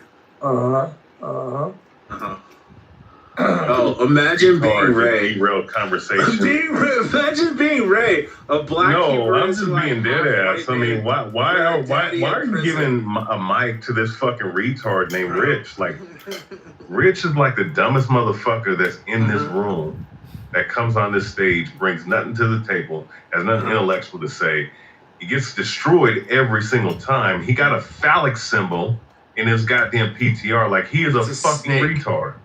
Yeah, and we know. Yeah, and we know why you're doing it that way. We know that you're a degenerate. You dig what I'm saying? You're nothing more than a degenerate fucking motherfucker who sits up here and says, "Oh, tweet for the jungle. It's you." I just woke up, man. Is that really a snake? What the fuck is that, man? Timothy, it's a big black jungle snake. See, I told you he's a fag. Told you he's a fag. Somebody had this in their PTR, and I was like, what?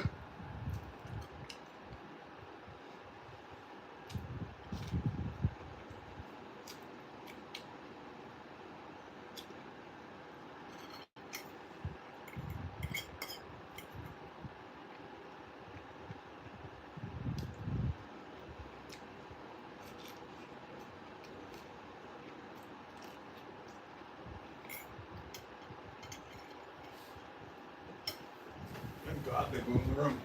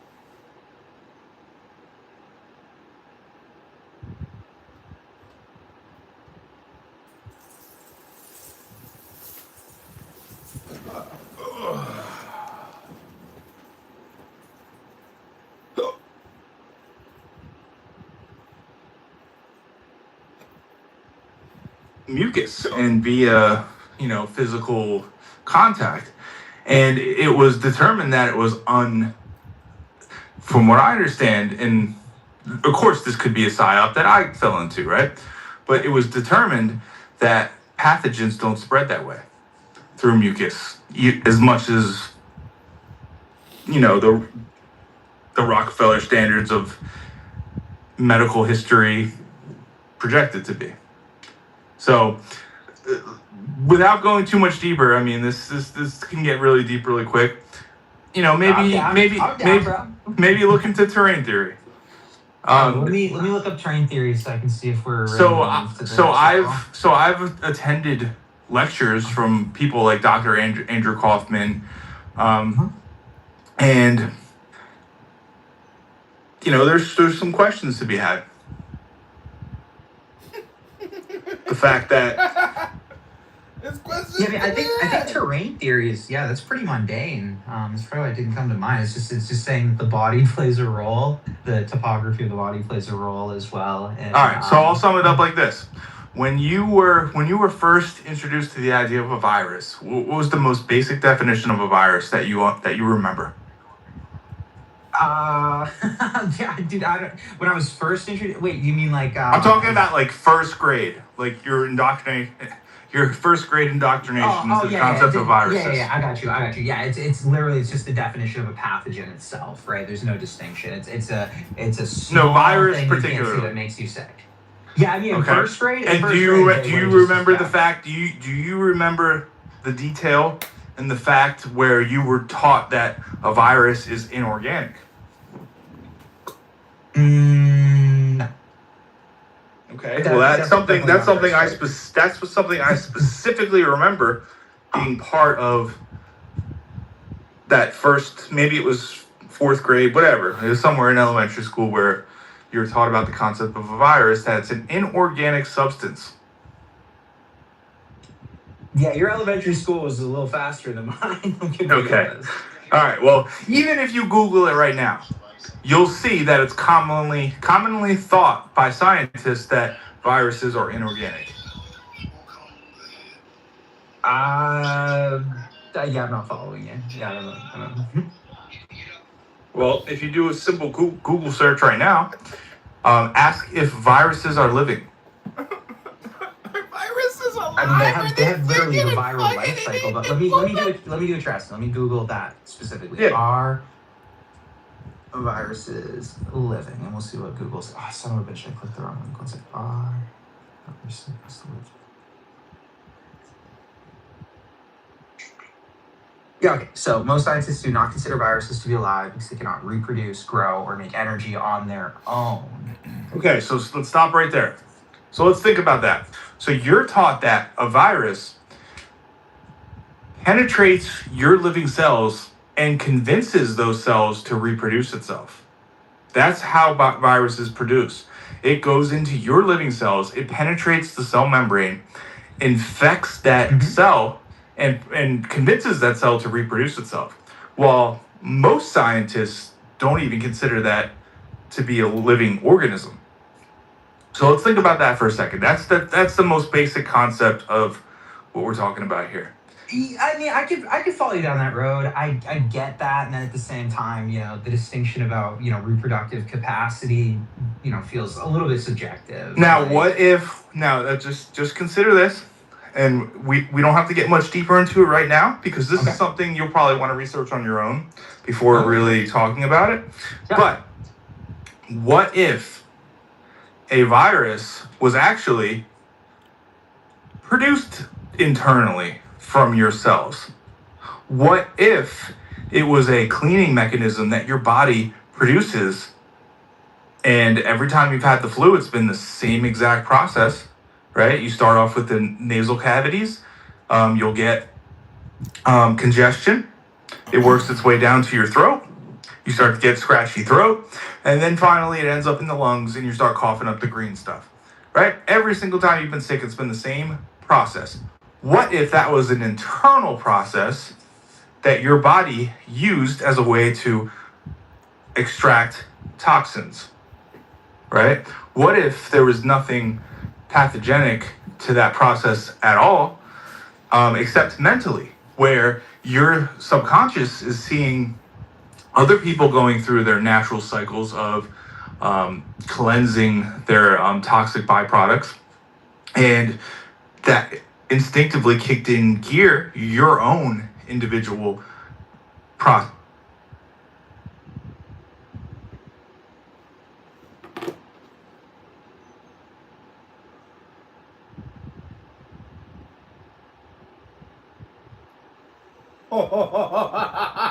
That quasi black.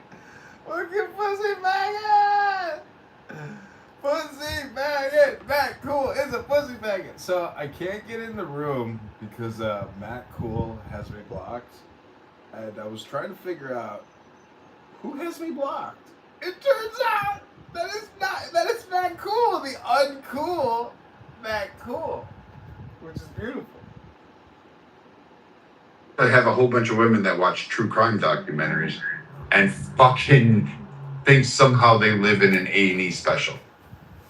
Have you talked to Gen Z kids? I think you get the women coming out of the woods. I think you would. It's on the rise. I don't get if they come out of the wood. They should have a lot of you, no offense, Joe, but a lot of you women should have your fucking heads examined. Like, at the point where you're going to sit there and cheer on and create GoFundMes for a woman who killed her kids and say, oh, it's the husband that did it, when it's clearly evidence that she did it. Oh shit, this is about to crash out. Makes no sense. I don't understand the support. And Rich, you should just shut up at this point. I mean, seriously. Let's talk about John. Yeah, John's about to crash out. Hello, Kitover. I think we should take every woman that wants to be with the bear for 24 hours and put them in a warehouse with the bear so we can create a gluttonous bear so you can eat them all. Wait, who are you throwing in a bear? Wait, who? Any woman that says that they would spend 24 hours with a bear. And then the women who say that they would spend 24 hours with a man, we should put them in a room with a man and they'll come out and go, oh wow, nothing happened. We need to do that. We played like checkers and poker and shit. Add that to our bear scenario thing that we do. We told ghost stories and shit. Nothing happened. Imagine how fucking ridiculous you have to be to conclude that being in the presence of a man for 24 hours is more dangerous than being around a bear. Like in fucking Brad's PTR. Like, imagine all the instances that every woman has interacted with a man thousands of times a fucking week and never been fucking brutally raped and, fucking pinned down and forced against their will.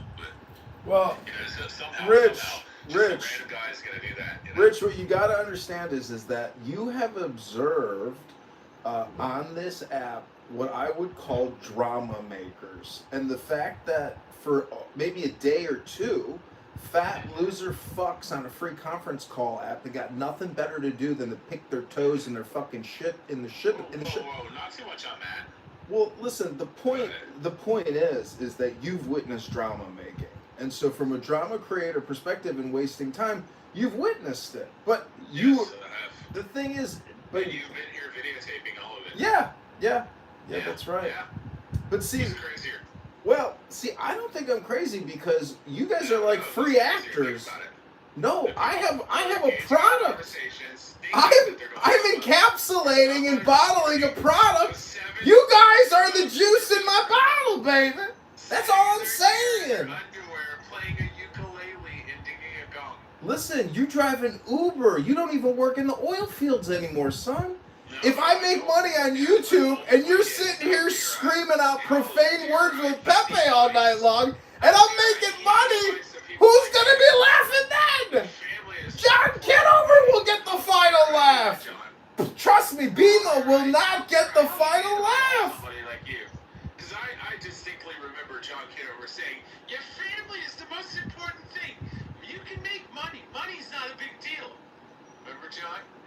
No, being intelligent is an important thing. Coming on Clubhouse and running your fucking mouth 40 hours a week. Listen, Dr. Edward here, a.k.a. the most responsible man on the planet, who says he runs a business and he works in death care, comes on here 80 hours a week chit-chatting all day long, repeating himself. You need to practice personal responsibility. Where's your wife? Where's your business, Edward? You're here 60 hours a week chit-chatting. Hello? Make it make sense!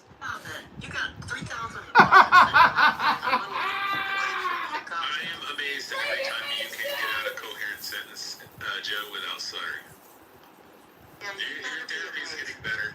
My foot's gonna go right up your ass. Good on, Kippy.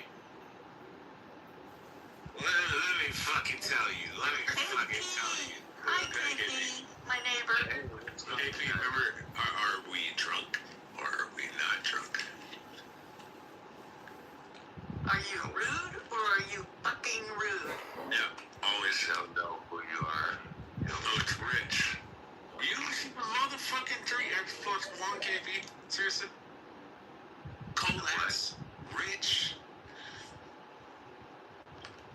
What?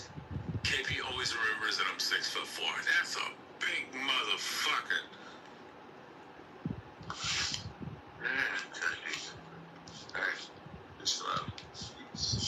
Where's the faggot thing, KP? Watch the video. You should watch the video of the woman where after she does do the candle wax on her kids and then sets the house on fire, she does a TikTok dance and twerks to like literally what's going on. It's online. KP, where's the faggot thing? This is crazy shit. I also want to say, Himothy has me blocked, so I haven't been able to come in these rooms.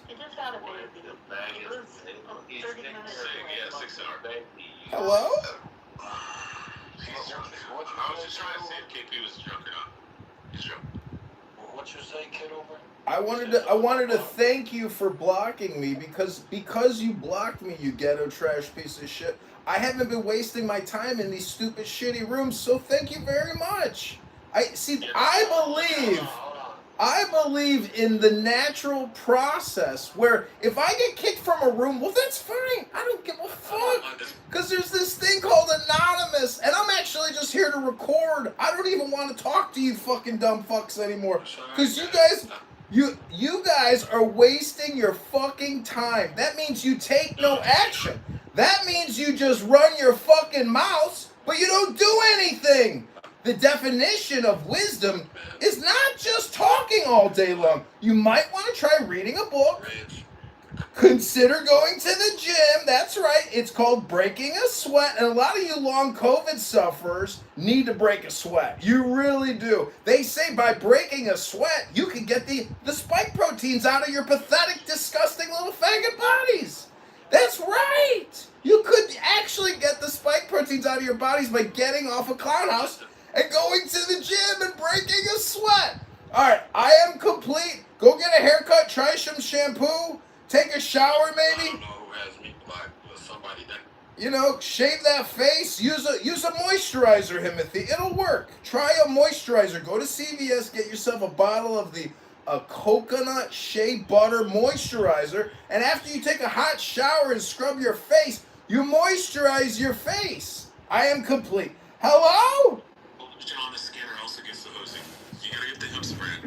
I know how to block it, but thank you, man. It's nice to see you in the Trump house, man. Where you been? I know where you been, but shit, you ain't been in here, brother. Well, you know, if you get booted out and then you're blocked from it, or you know, you get booted out, you can't really come in. So, and it seems like Pepe. Well, it's actually Matt Cool that has my other accounts blocked. But again, Matt Cool, I go with the natural process. If I get blocked, well, then that's a great thing. I just lost multiple accounts last week. I've had over 60 Clown House accounts. People target me. They report me. They don't like my presence because they don't like what I have to say. Things go up, but it's not the same. A good old Viking. I was just telling Matt that we should do like a good topic on feminism and highlight the last few weeks because, like we were discussing earlier, like it's not been good for the pro-feminist side. Like it's all fucking all over the map, and you're like, you have a whole lot of people cheering on the fact that women are off with their kids to the point now where you got them fucking twerking while trying to do it. Like, Bima. Oh, yeah. And JJ was on that camp too. I still would say to 3X, why would you say Sig is a faggot? Oh, because he is. Why would you say that? Not in a homosexual way, but like a bitchy little whiny faggot way. He'll come in. Hold on. I love to use that word. Hey, JJ, what's new in the LGBTQIA plus community today? Hey, JJ, welcome to the stage. Are you as upset as Dr. Adams is over the passing of Dolly Parton? Oh, hey, poor Dolly. We thought she was going to make it to 100. The LGBT community is devastated tonight. They're sitting Shiva. Millions of queers around America are sitting Shiva for Dolly. Oh, poor Dolly. The other reason is the current condition. Touch your bitch mouth.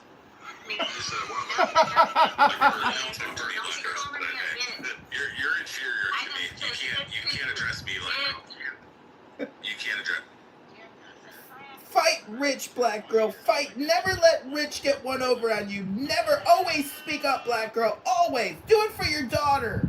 Your fatherless daughter. That's a shot in the dark, but you're probably right. That's not funny at all. Yeah, it's accurate. Go play with somebody else. Rich, are you sure you're not bitch? Rich, are you sure you're not Pepe? Yes, I'm Pepe in disguise. Sometimes you sound like Pepe when you laugh, but I'm not. I'm side-eyeing you. Oh, the way it sounded like me. You sound pretty, you know. Kitover, do you have any medical conditions? Why is it, even if I don't see Timothy's picture or KP's picture, I know they're black? Hold on. Yeah, my medical condition is wondering why the fuck you're a mod in this fucking house and in these rooms for days or weeks on end now. Who the fuck are you? Who the fuck are you, booger nose? Look at that fucking booger nose. I bet a lot of cocaine been up that booger nose. Do you have any medical conditions? I bet you got that sickle cell anemia. I bet you got that sickle cell anemia. No, I got a sickle cell anemia detection brain, and I think you may got that sickle cell anemia. You got a traumatic brain injury serving our country. That's right. I met an LGBTQIA plus DEICRT employee in the federal government, and my fucking brain exploded like a clown world. I do think that Rich is actually correct that it's possible I'm living in a coma. Rich, you get this. This is the parallel. This is, Rich, listen to this. You know how you said you thought you were in an amnesia state in a hospital laying in a stretcher and you're just imagining all these personalities? I think that's what's happening to me, Rich. I think I served this country. I'm sitting in a hospital at Walter Reed Hospital, imagining all of this. It's impossible that clown world exists, isn't it? It's got to be impossible for 20,000 U.S. soldiers to go die overseas fighting Islamic jihadists to come back to clown world. Nancy Pelosi's worth 200 million plus. Bill Gates fucking poisoned the planet with Dr. Fauci. Oh, we should be saluting Dr. Fauci. He didn't poison all of us. He didn't lie about the fucking vaccines with the pregnant women. He's a great guy. He did the best job he could. It's not a coordinated effort to sterilize and destroy the planet. It's not. They don't want to reduce the population of the planet, even though they want on television and told us they're going to do it. We live in fucking clown world. Oh, the mother of clown world is here. Bima, the horsewoman, whose depression, Bima cured her depression through Clown House by talking on chillism all day long. Oh, that's great therapy, Bima. I'm sure it's working out great for you. Congratulations, and guess what? You're back! You're back! Hey, John, how you doing? Imagine disparaging a veteran who has a traumatic brain injury from being in service. It's crazy. Yeah, but what you said, 3X, like, I'm not gonna like let that shit go out. Yeah, you had to chimp out. Start saying, while he was talking. No, it's not chimping out. It's calling it. It's being truthful. Yeah, you could have waited till he was done with his submission and spoke. I did. But I did. But like, I came in you here. had to devolve and chimp out. Hold it. No, that's what you say whenever you want to remove yourself from accountability. No, you did. Are you gonna? No, I came Darren's in here. Japanese. He's like, when Darren comes in the room, he's really calm. He's like submissive. When you blacks come in the room, you chimp out. You blacks? What? Yeah, whenever somebody says, well, Bima, it's accurate. When somebody says the N-word, all blacks come off their microphone. Weird, because you can literally have a whole entire group. Who's this white boy just said N-word? No. That's how you think about it. I can't argue with you. You angry. Leave me alone. I'm happy. Leave me alone. You angry. I can't argue with you. Leave me alone. You angry. I can't argue with you. Leave me alone. I'm happy. I'm going home. Hello? Hello? Freedom. Free range would say that. Free range would be like, hey, man, that's not cool. But, you uncultured blacks just start screaming and yelling. No.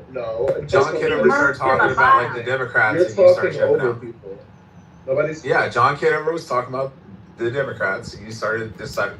Let's really find out if JJ's even gay. What is the AI plus and LGBTQIA plus? What is the I and the A and the plus stand for? Especially the plus.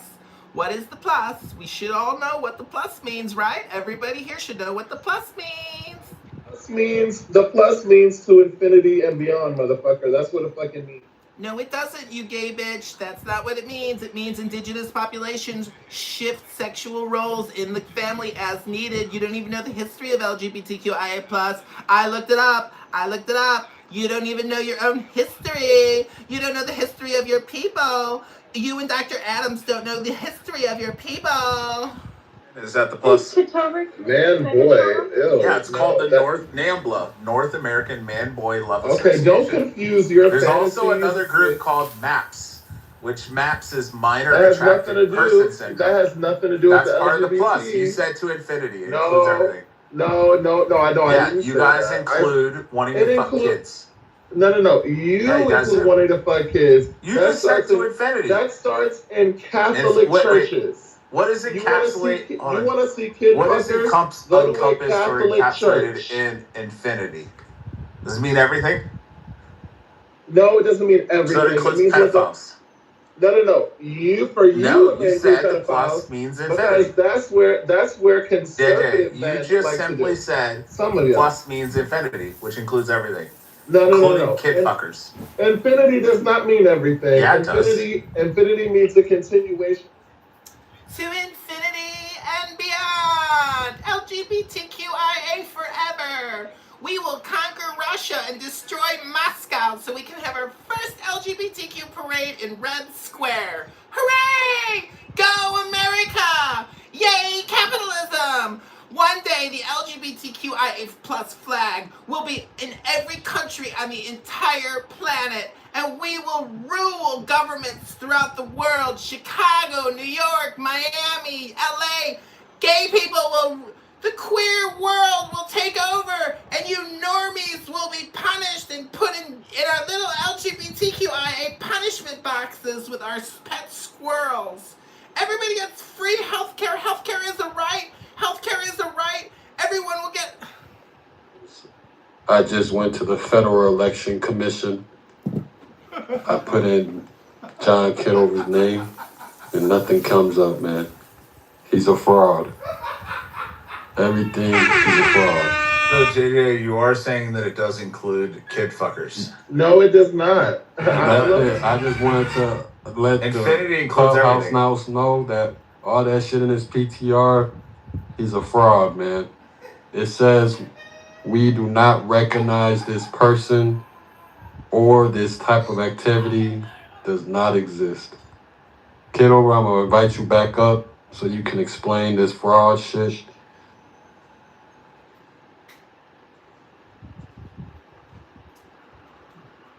Infinity, a concept that it describes something without any limit, Shut up, bound, Rich. or end. I want Chicago. Yeah, what is it, Booger King? What you want to talk about? Fraud? Go ahead. What's your question? Ask mayoral candidate John Kitover whatever question you got, Booger King. I'm on the Federal Election Commission website, and they saying they have no data of you running for office. Well, I don't know how you are you on a laptop or you on a cell phone, Booger King? And I'm running for mayorship in Chicago now. Go to ChicagoMayorVote.com. I ran for Congress. That was before you got to Clubhouse, Booger King, and you became the DEI CRT appointment in the Trump room, Booger King. Activity, the filing deadline has passed. This is not authentic. Yeah, he didn't I have enough believe- votes or petitions. He's a fraud. No, he ran. He didn't have enough votes. So is that true? You lost Chicago? Yeah, he already said that. I didn't hear it. John, did you lose your race for mayor? No, the mayoral election is 2/23/27. I didn't have enough petition signatures to get on the ballot to run for Congress, but that was before Booger King's time here, so he's just coming up to speed with my political career and history. What's your next question, Booger King? Darren, why are the Japanese so submissive, but the blacks are so aggressive? Shut up, Rich. And Eddie, by come the on, way, man. stop putting pedophilia on fucking gay people. Listen, it's a statistical fact that pedophiles and the LGBTQ and homosexual activity in the Catholic Church and in other organizations, there's a correlation between pedophilia and men that practice homosexual acts with other men. And so hello? First of all, for you to even put Kitover is a fraud in your title is actually libelous. That's libelous and slander, and I could sue you for doing that. So don't project your own fraud and crimes onto me, Booger Boy. You're a little late to the fraud game here, Booger Boy, to be accusing John Kitover of fraud, Booger Boy. I'm taking a screenshot. I'm sending this to my lawyer tomorrow, Matt Cool. I know who you are. I know who Himothy is. Trust me, I got the screenshot. I'll give you 10 seconds to change it, Booger Boy. Hello? Don't project your fraud onto me, Booger King. You're a fraud. So not every pedophile is a homosexual. Yeah, I every know. homosexual is a pedophile. You said this, and it doesn't make it true. It is accurate. You're the one who literally has like a fucking fake snake-looking cock. Kitover, you're a fucking fraud. PCR. You're a fraud, nigga. It's a cock. It's a He's snake. a fraud. It's literally a fraud. snake Shut from up. fucking Brazil. He's a fraud. Fraud ass nigga. This is what happens with the gay brain. The gay brain always has penis on its mind, even when they see kids. No, that has nothing to do with it. I'm looking at your You guys are all PCR pedophiles. and what you're trying to convey. JJ, Rich is correct. There's a strong statistical correlation between homosexual men and pedophilic crimes. Statistically significant. Many of you have never taken a stat class in undergrad, definitely not graduate school. But all I gotta say is, when Himothy says that John Kitover committed fraud, that's Himothy projecting his fraud onto candidate Kitover. And I am running for mayor. So go to ChicagoMayorVote.com. Don't vote for Alexis Giannopoulos. He's a fraudster. He's a criminal. He's committed $400 million in bank fraud, killed Katie and Chloe with illegal identification for illegal aliens that murdered young girls. John Kitover is trying to liberate the city of Chicago, but Booger King Himothy is fucking around with my campaign. Do you want a job in the campaign, Himothy, like Dr. Adams? Dr. Adams played a pivotal role in my campaign against Darren LaHood. Many of you witnessed Dr. Adams go above and beyond. JJ, mute your mic. All LGBTQIA+ in the new government will have to wait. You're lowest on the totem pole. All right, I am complete. You got this. Hello? At over45.com, it says that your website is under maintenance. I know it's under maintenance because Meta, aka Manus, migrated, and I had to back it up. Now I gotta re-upload my backup. Be patient now. The victory is coming. You're a fraud tonight, man. After tonight, I won't give a fuck about you. You're a fraud. You projected onto me again, Himothy. I'm gonna get my projection activation system and my projection mirror and hold it up to your booger face, and you can look at all the fraud and crimes you done committed in your life, Himothy. There's a lot of grace in this room because there's a lot of sinners in this room. So don't project your own fraud and crimes and jail time onto me. I've never been charged with a crime. I'm always above and beyond transparent. I live stream my whole life, for God's sakes. Every conversation, even with my mama. I'm a mama. You hear me, Himothy? I'm a mama. Is Chicago blackfacing with it? Sex, racist people. It includes everybody. You said infinity. That's not true. Yeah, it does. Literally includes doesn't. everybody. It So includes Nazis. why is includes it communists. rejected? Hold on. Why is it rejected by GLAAD and the Human Rights? You just said that the plus in LGBTQ plus means infinity. Yeah, infinity doesn't mean every fucking everything. thing. You know what yeah, infinity everything. means? Infinity means That's not what everything. infinity means. Yes, it does. I just read. You don't know what. So words have different meanings now. Should we talk about trans A people? concept that describes something without any limit, bound, or end.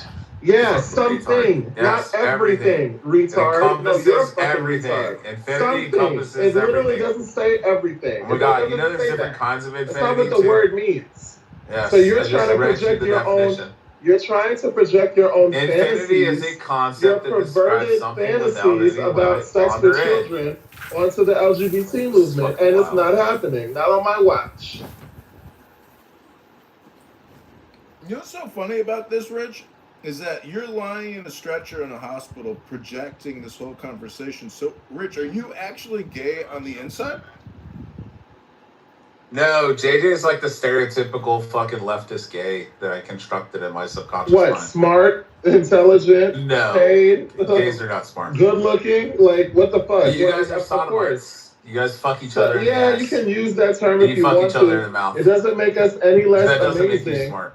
That It makes you does. dumb. No. What Joe, makes are me you smart here, is the fact Joe? that I'm well educated. It makes you hedonistic. Okay. Hedonistic animals that can't Okay, control we're- themselves. We're gonna go to the topic.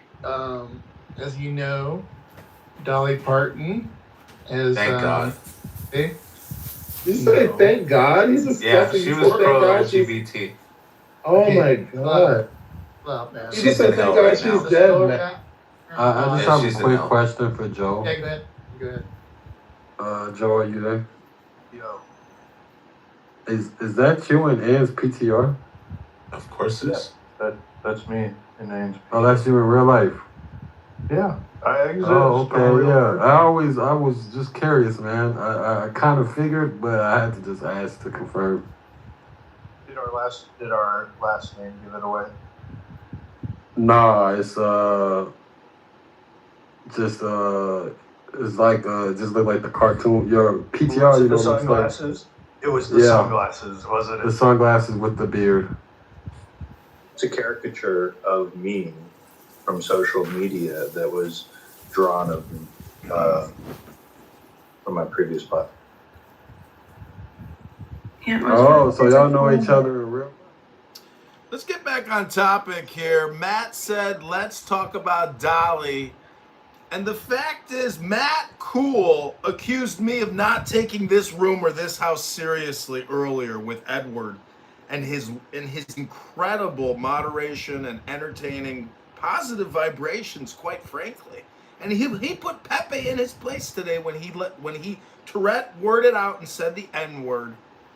And so Dolly had great tits. She really did, and she was so hot when she was young. And her songs are very, mimetic and also hypnotic. We lost a great American treasure, and it was probably because of Dr. Fauci and Bill Gates. She probably died from the COVID-19 vaccine. She died from the COVID-19 vaccine. Everybody knows she took the new flu shot booster from Moderna.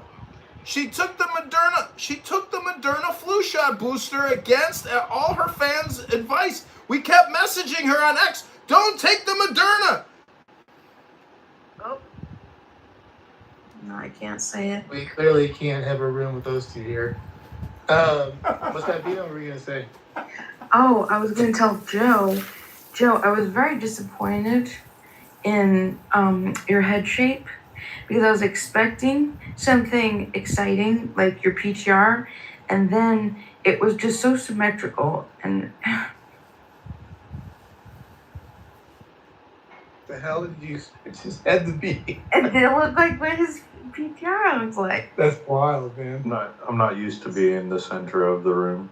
You gave yourself some hair, Joe. That's what it is. Are you blushing, Joe? What? Are you blushing over there being the center of the? This is too much attention for a white man in the Trump room. All right. Who wants to kick off their thoughts on Dolly Parton? I do. So shout out to Dolly Parton. She was a national treasure, an American hero, and she supported the LGBT community as she should. So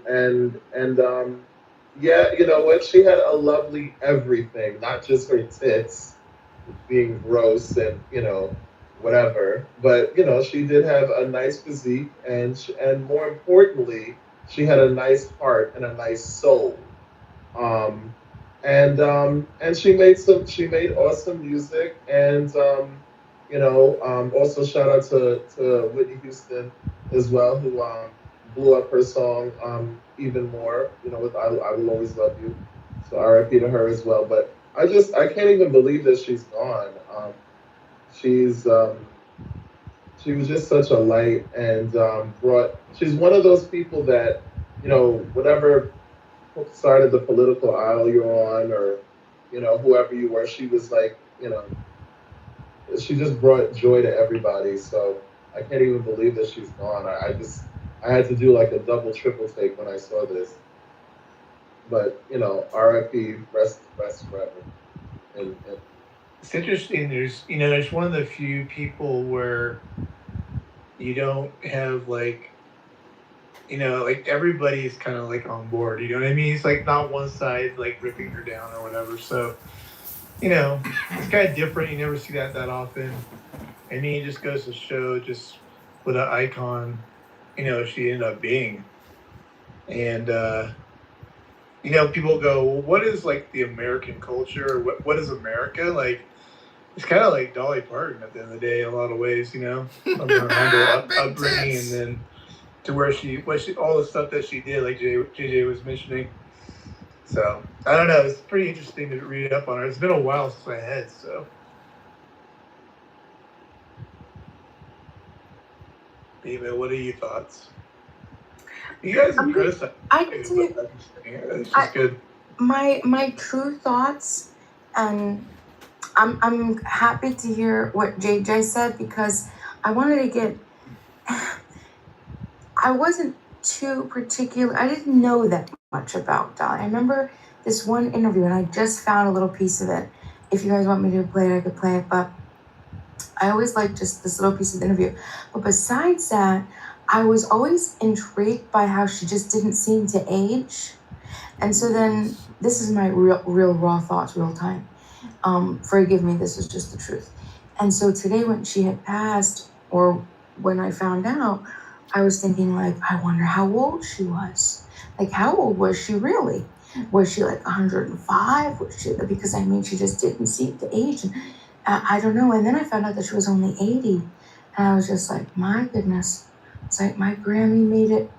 My Grammy made it past Dolly Parton. And I was just thinking, like, my goodness. I thought about Miley Cyrus. And I thought that was her godmother this whole time. That was weird. I didn't know that. Yeah. And she would refer to herself as her fairy godmother. And I thought that was really sweet. And they had a lot of, yeah, so I wonder about that. And then, yeah, I was just surprised that she was 80. And that's pretty much But she has such a youthful vibe, right? She has such a youthful vibe and a youthful spirit. And I wanted to read a couple of her really awesome, my favorite quotes. She said, I quote, "I know who I am, and I don't try to be anybody else." She, of course, usually a lot of people know it costs a lot of money to look this cheap. It's hard to be a diamond in a rhinestone world. And my favorite one, the way I see it, if you want the rainbow, you got to put up with the rain. Shout out to her for being a light and a supporter of my community, and a beacon of hope for so many people, So, we love you, Dolly. Rest in paradise. Sure. Joby, do you have any thoughts on her or no? I was dozing. You were falling asleep. Yes, sir. I have some thoughts. Yeah, go for it, Athena. Yeah. Yeah. Last year, her husband passed away, and when I saw that, I was really bummed. That was kind of like a big part about her, is that she had this like husband that she was really in love with, and now that she's passed away, I kind of feel like it was like a broken heart thing. Like, you know, when you're in love with somebody and you lose them, you just like kind of slowly. She did stand by her man. Oh, not surprised. Yeah, I don't know. It was that. Mastery of step 3 is what step 4 is. Might seem strange that step 4 would just be really good at step 3, but step 5 Step is 2, step 3, step 4, you step step 5. back into contrast, Contrast. but you're not mad at yourself because you now understand the glorious, delicious. Yeah, they're going out tomorrow, man. So that's how y'all know if you want. What? And she, extremely talented. She was a singer-songwriter. And to reach that level and be a songwriter is rare, you know? A lot of the musicians that are very, very successful, they tend to buy a lot of their songs. And she was that unique talent that could write her own music and perform it. And hats off to her for a lot of wonderful years. And if anyone isn't aware, 10 years ago, maybe 11 years ago, she did a time capsule at one of her resorts when they first built it, that by the year of 2045, a song that she wrote will be released. And she'll be in or around at that time. It would be her 100th birthday.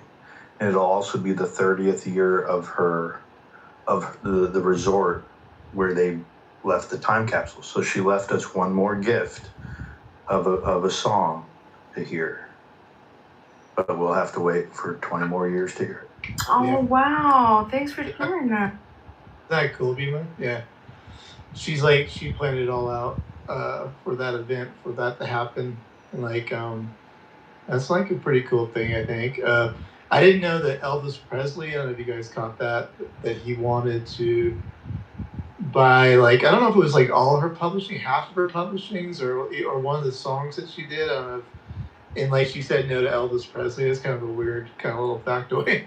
Like, who says no to Elvis Presley? It's kind of strange, but it makes sense because like that's the way she is. I mean, she obviously had a very strong business sense, and then she went on to do all this, you know, philanthropic work, and I didn't even know about all the stuff that she did in terms of that respect. So, and you probably all know that the song that Whitney Houston sang, you know, she got the right or the money from that, the residuals, a lot of it, she put it back into the Black community. So there's like a lot of stuff going on. And I gotta ask, what do you think? You're up here. Oh, well, I think Joe said it best. She's an icon, and I like the fact that she went her entire career in Hollywood, and you never heard her talk poor or badly about anybody. Her faith is with God, and no one ever spoke bad about her. And that says something. Like, everyone's got enemies, right? But I don't know of anybody that didn't like Dolly Parton. And one of my favorite movies of all time was Steel Magnolias. I really, really loved that movie. Growing up, I loved that movie. It's a great movie. It's a really good movie. You guys know how many siblings she had? 11. I was just looking that up. That shit is wild. Wait, she had 11 brothers and sisters? I didn't know that. 11. Holy shit. She had 8 that were younger than her.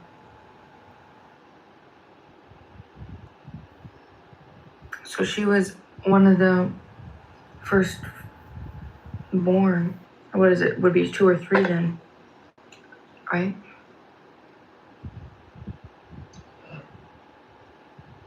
I'd have been third born. Mm-hmm. I also love that she was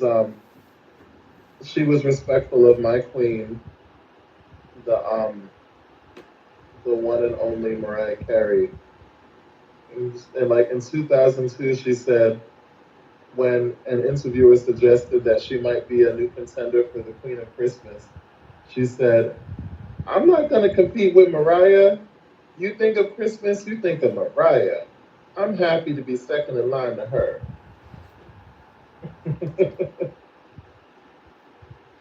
She was also Miley Cyrus's godmother, honorary. Don't play a recording. If you play a recording. Well, I just want to talk about your room title. Can you hear me? Yeah, let me change this room title. It's pretty good. Well, I would say that Clown House, it's always clickbait and opposite titles. So women actually lie, and men, use baby wipes. Oh, you think George Bush was a G? Yeah, I mean. Yeah, I'm a bottom. I like women on top. That's what I like. I like a rider. What do you think about George Bush? There's two ways to look at it. I would tend to say that I think, it's just like he went straight into the fray, as opposed to like. Yeah, but I mean, 20,000 Americans died, and 200,000 are seriously injured as a result of his vision. Yeah, I get it, but I'm just telling you that, like, when you look at the Civil War or your major European wars, when they would line up, and go into battle because of honor, virtue, and manliness, and they would just die by the hundreds of thousands and millions. Like, as a soldier, you gotta say, like, General, I think maybe we should do a counter-offensive flank and do it, in the silence of night, like a guerrilla ninja. Like, I think we got a better chance of winning the war by not dying, General. So I'm just saying that. What's your point? My point is George Bush wasted a lot of money, which, you could say it's like the greatest scam of all time. Well, it's part of it, but the other part is the safety mechanism known as the Federal Reserve, which is the bank and the house of all. So.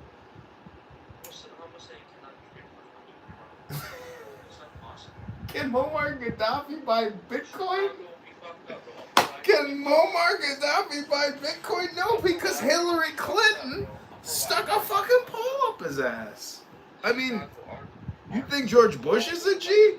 Bill Clinton and Hillary Clinton and Michelle and Michael Obama are the real G's that carried out George Bush's. Bro, I still got one of your fucking tickets, bro. I gotta go to fucking goddamn Blues Tower and shit. I never actually cashed it. Here are the facts, right? So, yes, Biden deserves full 100 out of 100 for what he did to Sudan. Okay? It was Obama, Hillary was his deputy, who took care of Libya. Obama took care of Syria. Okay? Obama, even, he had Yemen to his credit. I liked Obama, man. Obama did some good work in, he did some good work in Pakistan, too, with the drone strikes. But, hear me out. All these presidents, they built upon the foundational framework that was put forth in place by George Bush Jr. Without George Bush Jr.'s foundational work, none of these presidents, they were basically standing on the shoulder of a giant. Right? George Bush even took care of Lebanon. We didn't hear much about it at the time. George Bush cleaned up Lebanon. Okay, he cleaned that country up. And it was through George Bush's intimidation tactics. The U.S. would say, Saudi Arabia, jump. Saudi Arabia would say, yes, sir, how high? Countries became subservient to American military. The U.S. said, okay, we're going to set up a base in Qatar, in Kuwait, in UAE, okay, and we're going to import liquor and pork for our soldiers. Our soldiers are going to have liquor and pork on those bases. All the countries, Kuwait said yes, sir. Qatar said yes, sir. Saudi said yes, sir. UAE said yes, sir. This fucking kid. They didn't have object to any pork or liquor for the U.S. soldiers. Okay. They didn't buy weapons from Russia. If not for George Bush, they would be buying the Russian weapons, which are superior quality. They're not doing it because George Bush intimidated the fuck out of them. Yeah, but that relationship goes all the way back to the grandparents, and the king is still alive. So it goes back because of the Aramco deal. And do you know what the market cap of Aramco is right now? Which king? The guy in the desert. Which king? I mean, okay, which king? Is it Faisal? But Saudi Aramco is worth $2 trillion. And that business deal, the Bushes and British companies, you know, all the original infrastructure. Michael, what's his name? Michael fucking, what's his name? Mike,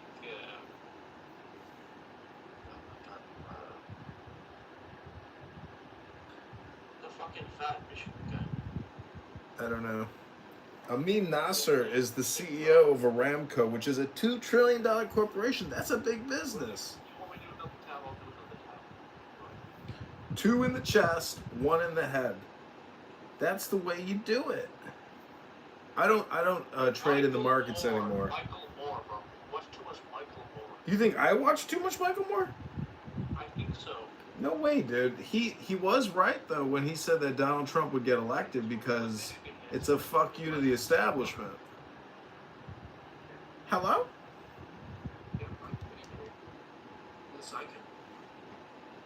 I'm just being facetious. No, I mean, I like Hodel. I know the speaker. He's very funny. Very, very funny. I mean, your hadith readings of the Bukhari and the this and that, like, that shit is gold.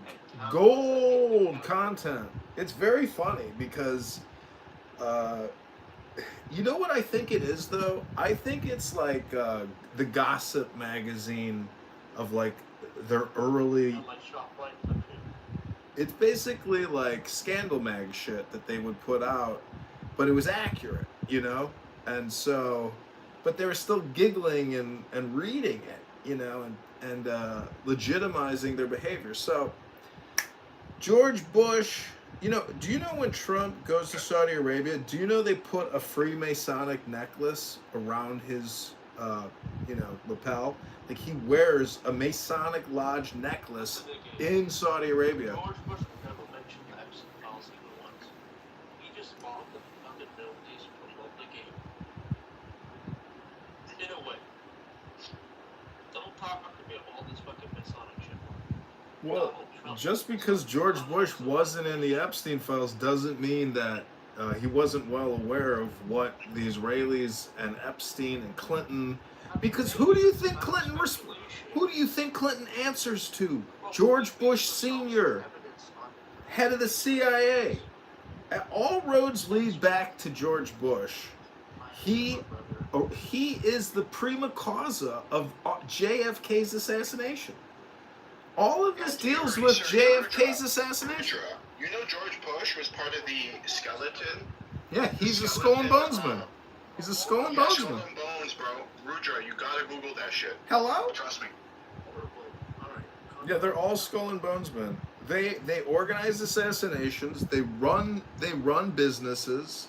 They own islands. They have hundreds of billions in assets. And people. Look at who's in there. And people get out. You know what? There are people. Let me talk to Bindu. Dindu. Listen, something. Dari mani bos banchot soltinas hoge kute. Bindu. Hi, Bindu. Listen, Chicago, don't fucking help me. Don't fucking bitch. What you going to do, Banchot? What you going to do, tough guy? Why did you come in my house and kick my dog? You know damn right. You know damn right. He's kind of an asshole. You know damn right. She's the sole woman here. Can you be like a little bit respectful? Is that Let me get the door for you, Bindu. Chicago? Are you like that? Yes. I am gay. I am retarded. I am bald. My testicles are shriveled. I have to take gas station Go ahead, Bindu G. What's up, Bindu? How are you? At least Oracle is actually a nice guy. He's actually really nice. You're the soul here, go ahead. Yeah.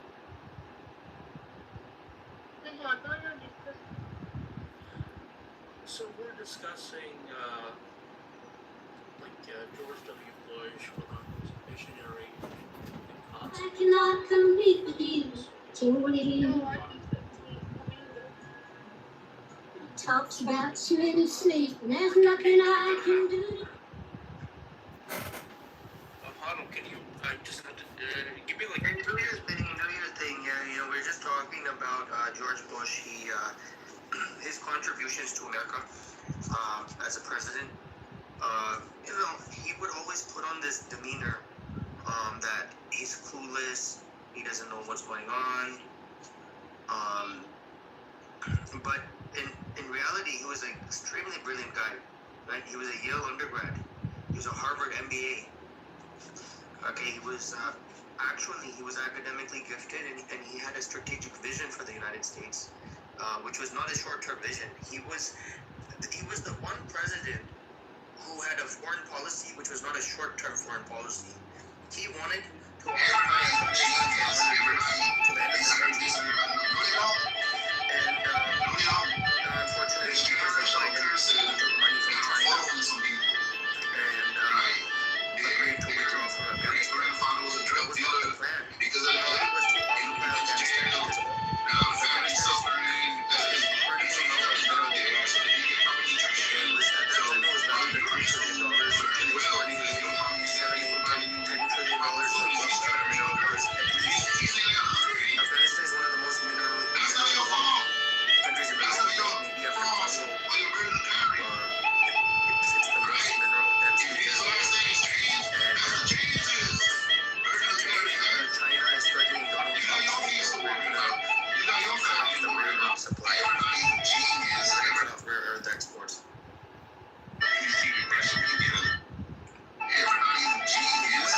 Occupied Afghanistan, China doesn't have that trump card anymore. The U.S. has all the rare earths it needs in Afghanistan itself. Okay, George Bush was taking free oil from Iraq. They were filling. Why you believe that just because you went and looked it up, that you full of oil. understand? And I'm going to make sure you understand. For me, a subsidy is financial assistance. Tankers and took off. You know, so much gold. America does have a debt problem. Most of the gold doesn't exist. So there has to be times when America needs to cross a major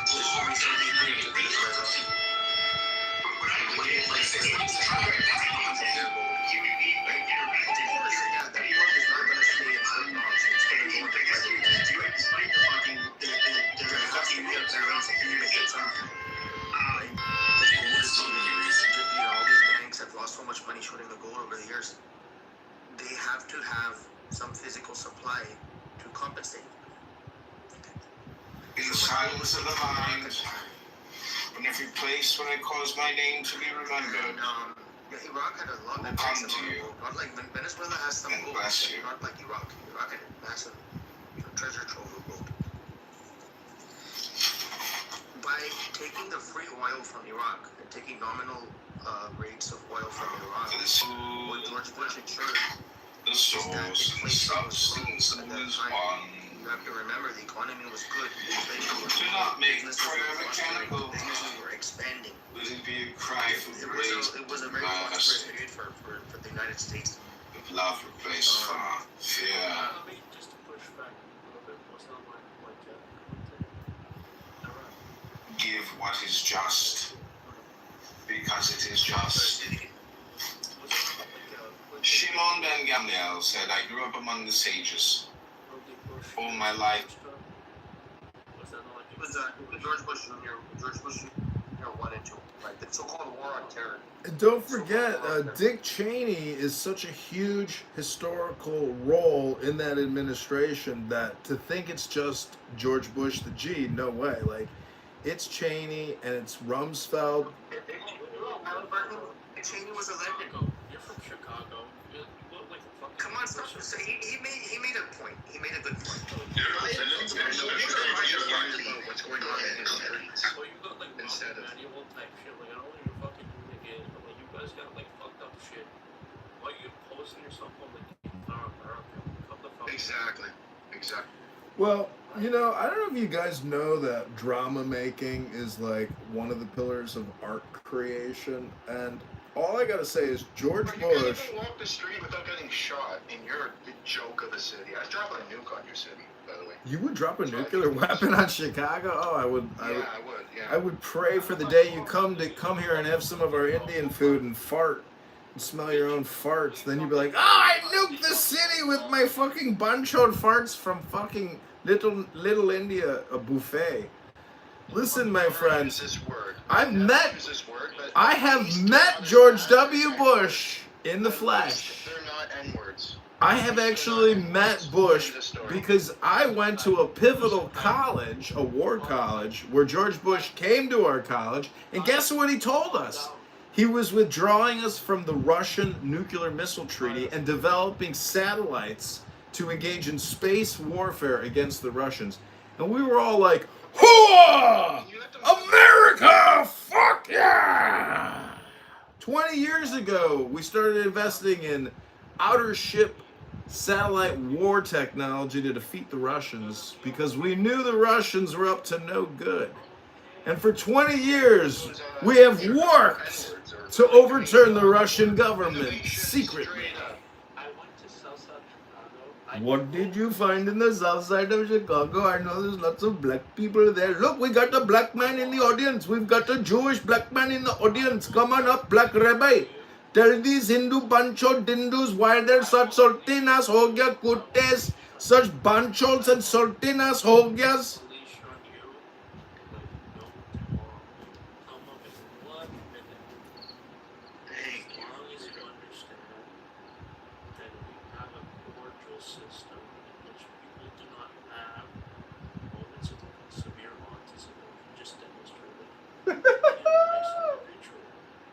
Thank you, brother. Shalom, brother. How are you?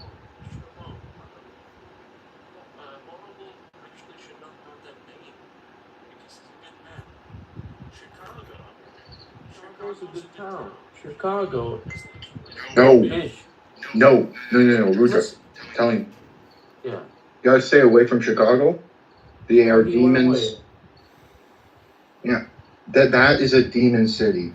I'll tell you the demon cities. You have Chicago's No. a demon city. Okay. I was born Muslim. I Then why consider do you say myself. shalom? I'm saying hi to him. Shalom in to- his- in his- Okay. Shalom to black, the black rabbi. Yeah. the black Israelite there. Yeah. Yeah, sure thing. But you're Sure a thing, reasonable man. guy, man. The rabbi that You're don't like- speak Hebrew. it's like, yeah. No, you're a reasonable guy, bro. I'm like trying to multitask, bro. Anyways, yeah, like, yeah. So like, anyways, so like, You know this title's like problematic. Like you're gonna get. bro, that's how we get room. People like in this, right? So like, you have like As long as very you know. controversial, but like people come. I bet. Like if you have like a nice title, like everybody's good, nobody's gonna come over here. All right, a little bit of controversy does you some good. Don't worry about it. Let the Hindus do the thing. Oh man, I got into a huge Hindu battle with like these pro Hindu guys. Yeah. Man, that was bad. What happened? We'll have to break out this. That's for sure. My PTR, I broke that Be up. careful. But go ahead. I broke that out, and then they sort of explained to me the lore behind this thing, Yeah. and I was like, okay, cool, whatever. I still don't think they should build.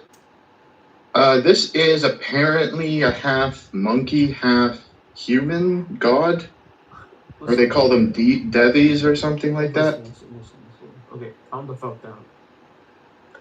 So in our itihasas, there's something called Hanuman. Where's the purpose of Hanuman? Is that God can Yeah, Hanuman is this guy. Hanuman can go.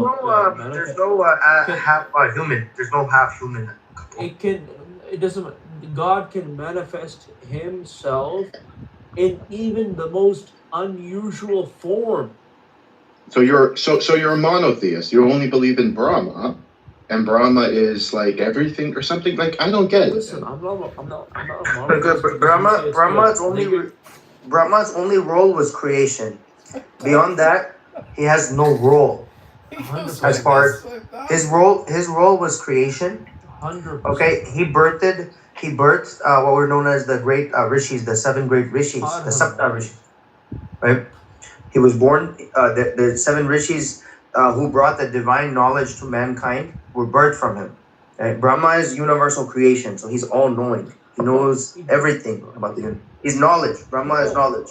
Listen, he's all knowing. Would you say he's all powerful? Listen, Haro, this is why I preach creation to these Malaysia, because when they what does that mean in your language? Like, have you heard of the Big Bang? Have you heard of the Big Bang? I'm not gonna say unless I have permission from my brothers.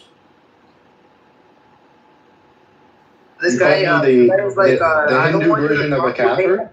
Hey Rudy, I don't want you to talk too much because this thing is being streamed on YouTube because of this faggot in the audience.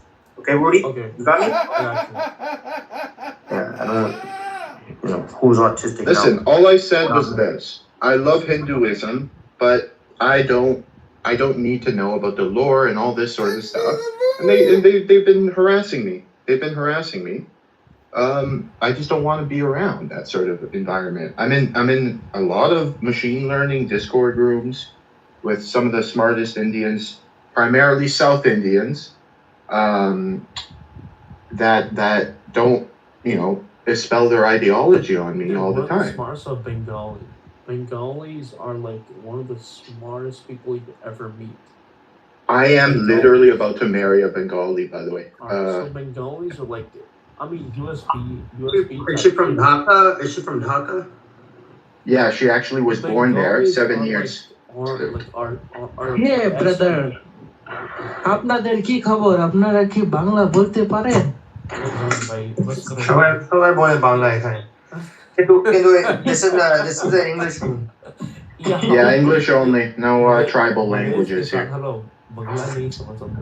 तो जिससे हमारे जो Malaysia के साथ तो हमारी जो भाषा है उस हिसाब से बोलना, तो ये हमारे पास जो है एक भाई है। Oh, hey, HAI? That means what in Hindi? समझे भाई, हमें भाई एकदम सोच समझ से चलना है अभी, एकदम सोच समझ से इस So Bindi, welcome back. Can you explain what you think George Bush? Who was he? Why was he?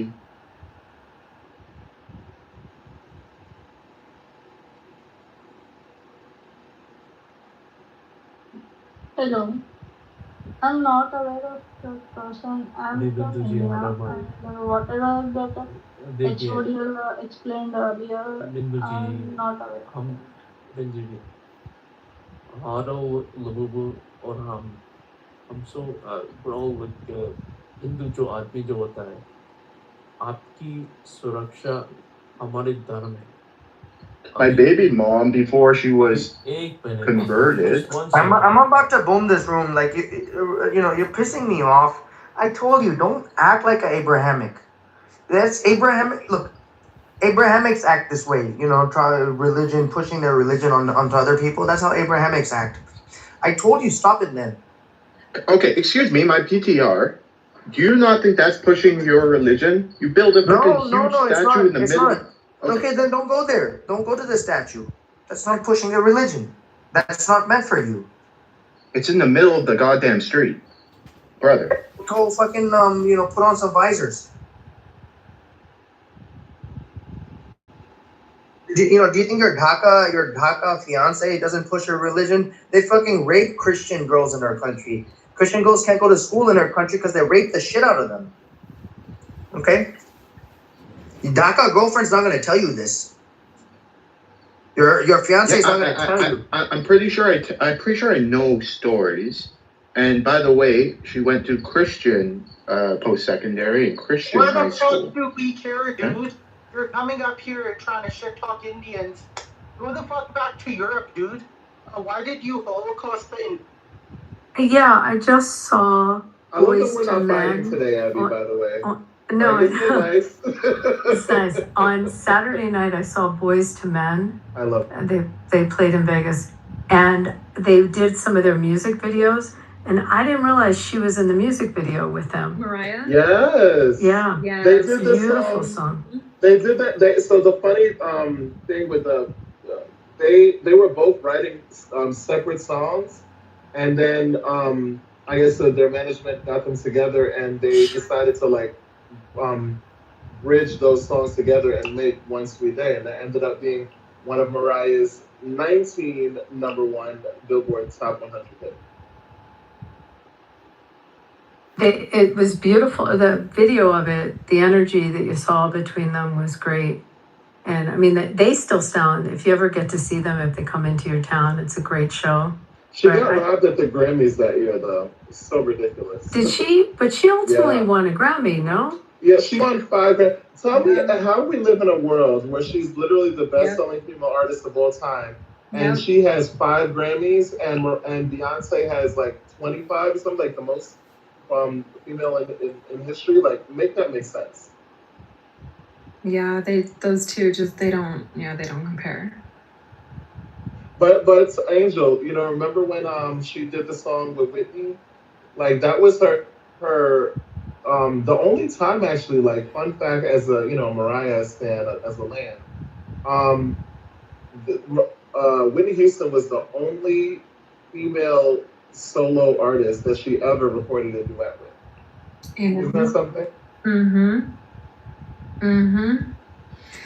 People don't know Whitney was so versatile.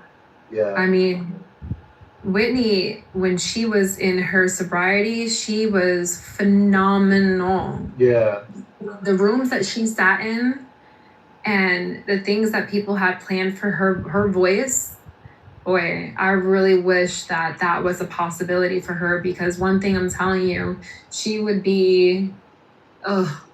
outshine Beyonce today. She was still. Oh yeah, of course. Absolutely. Because she had such a natural ability, and she had such a a pure tone and the soul and cadence in kind her of like vocals. It was the yeah, cadence in her vocals. You know what I mean? Yeah. It's like it soothed you, and you fell in love, like it. Oh, I can't. What's your favorite Whitney song? Of course, I Will Always Love You. Yeah, I used to sing that, actually. I Will Always Love You. Yes. I think it's great that Mariah Carey's top song is the Christmas song. That's her. That's her spirit for real. Because she's just. I know. I love that about her. Yeah. And it's her. Well, I guess probably will be her last #1, which is kind of wild. And it's such a full circle moment, because she literally came out with the song like 25 years ago. But what you call it? Damn it, what was I gonna say? Oh, I was just listening to "I'm Your Baby Tonight" yesterday, like going off on that. Oh yeah. That's I love that video too. And the way that I remember she like came in the studio and just banged that out like real quick. Real quick. So she had dinner reservations or something, and she just killed that. Right, but that was her though, because she can open up her mouth, and she didn't need preparation for her vocals to be ready. That was the thing about Whitney, is that she could be put, even those hard days, those hard times watching her, battle. Bobby Christina. Oh my God. I know those being Bobby. Her and who's the other one? Amy. Amy Winehouse. watching them in the depths of their addiction but still coming out to perform, there's something about that there. There's something that just really speaks about the artist, you know, like the soul behind the artist, I mean. And I you know, like, I know that's what is a show they call the soul behind, what's that show called on BET? That's where I watched it. Soul Train? No. Behind the music? Behind the music, yes. Oh, okay. Yes. It really, I love how they captured the soul behind the artist, you know? Yeah. They did some really, really good job ones. with that one. Yep. Yeah. I just remember, it's so sad though, because when I think about her, I remember her performing for Michael Jackson. Oh, don't break my heart. I know, and it's like she looked like a skeleton. That's the one I'm talking about. That breaks my heart every time. Oh, because it was Michael. Girl. It was Michael. I mean, it was Michael. I know, right? Michael, like, oh, the irony of it all. I know. But even, I will say this: her last album, I really did like. I Look to You, but that's where you notice her voice change so much. It's kind of funny because I feel like I kind of feel the same way with Mariah now. I mean, obviously for different reasons. But I noticed like with her latest album is still a slap. It's still banging. But this is the first album from Mariah that I've noticed a significant vocal change. But she still sounds amazing.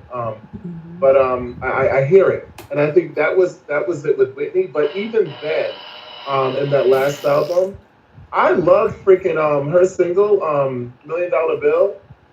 I love that.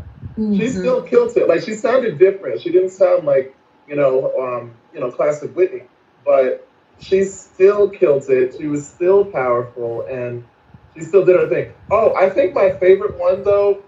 I mean, besides "I Will Always Love You" and okay, I'm Your Baby Tonight, and I also because there's "I'm Every Woman." I'm Every Woman. I think I have to give that one. That one I think before because that one, when I'm feeling, my feminine, like When you're feeling like you want to be a woman, but you can't. Yes, when I'm feeling my transness. No, but like it just brings me all the joy, and just to have, and then she got the what is it, like the approval from Shaka, and then had her in the video, and then I knew a friend of mine, a singer friend of mine, who like passed, but like young, and that was a song that she used to sing, and we used to sing together, and it was just it's very, I don't know, kind of like yeah. Whatchamacallit? And how can we forget? It's Not Right, but It's Okay. I still quote that song. Oh, that's fun. Mm-hmm. It's like Friday night, you and your boys went out to eat. Whitney was very iconic. It's sad that she went out too soon in the way that she did. And her daughter. It's even more crazy that her daughter died. Yeah, I was saying her daughter. That haunts me. It really does. To their whole family thing haunts me. And Bobby Brown's still alive. Of all the, it's like really. Can we trade? Sometimes God has a way of showing you the guilty without saying a word. That's my own opinion. You know who else I was gonna mention? Tammy Wynette. Oh, who's that?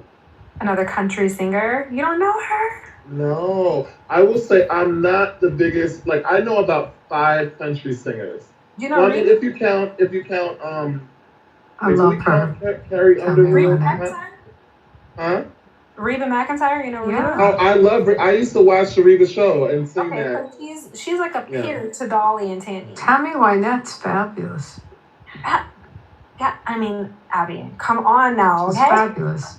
Oh, gosh. I always joke that, like, when I see people with big hair, that they have that her look. And it was so their aesthetic back then, you know? It was just what women did. It was just how you dolled yourself up. Like I literally think like That was the look. I was a Patsy Cline fan of Patsy Cline. That was earlier. Yeah, I was gonna say that's a way back. Oh, I'm so sad about Dolly. And yes, Darren, I know Billy. No one's brought up Tanya Tucker. Joe! Oh, she's amazing too, honey. Oh, and Leanne Rimes. I love Leanne Rimes. I wasn't never really a big fan, but she's alright, yeah, Well, that song, the song that she did, that apparently she was like 15 or something crazy young when she sang it. And I was just watching like that story because it was like a whole back side to that song, because then her and this other singer released that at the same time, and then it was up for like the same award. It was crazy. Does anyone else agree that the country music that's being played today is just not the same? It's just, I mean, it's not like the old hee-haw music. I mean, it's definitely different. Come on, But Brooks. yeah, I mean, I've seen, he plays in Vegas a lot, and he's good. But it's different. It's not. It's more like, I don't know how. I'm going to see, who do I have coming up next week? Darius Rucker is going to be in an outdoor concert. I think it's evolved. It's a little less country, a little more pop. Unless you hear someone like a real super traditional one, there's not that many. Come on, we used to. The devil went down to Georgia. Used to come on the radio. Man, turn that bitch up and just go at it. The whole point was just to keep up with the pace of the song, you know, like. Every Garth Brooks song was a hit. Every single Garth Brooks song was a hit. Every single last one. Someone's gone fishing on the Yeah. other. I'll put a link in the chat. Fishing on the other side or something. There's this the last YouTube link I just posted down there. What it's called is Smashed Together. And it shows that there's a formula that was decided in or around 20 years ago of what makes a country hit. And that a lot of the songs are the same songs, just interchanged with the choruses and stuff like that. And you'll see they can smash together 7 different modern country songs. And they all are the same song. And these are like top hits at the time. So it was a formula that they've been using. And yes, it's not it's not a conspiracy. It's true that modern country clearly was just shoved down our throats. Very much so. Alan Jackson, he had some good stuff. Who's the girl? Shania Twain. Remember how fire she was? I mean, good looking, just bubbly, and just had good spirit. I love Shania, and I love her even more when I saw her on Drag Race. Shania. But she had a beautiful name. Like that name, I feel it kind of reminds me of Mariah. Like Shania, Mariah. Like I love just sonically pleasing names too. I like Chris Stapleton. Yes. I wish I would have grown up on more different, because I grew up, we didn't listen to country or really anything where, besides I think pop kind of, but we were very much, the black music household. Keith was big too. Tim McGraw. Oh my God. Tim McGraw was great. Tim was so fine. I saw him at the Phillies baseball game. It was the 2008 game, His father, Tug, had played the 1980 World Series, and he came back and was a Phillies fan, and he sang. That year, Taylor Swift sang the Star Spangled Banner, and he sang America the Beautiful. It was pretty wild. But What he about the was, chief? Eric, what's his name? Eric, they called him the chief. Eric Susan A.K. Eric Church. Eric Church was good.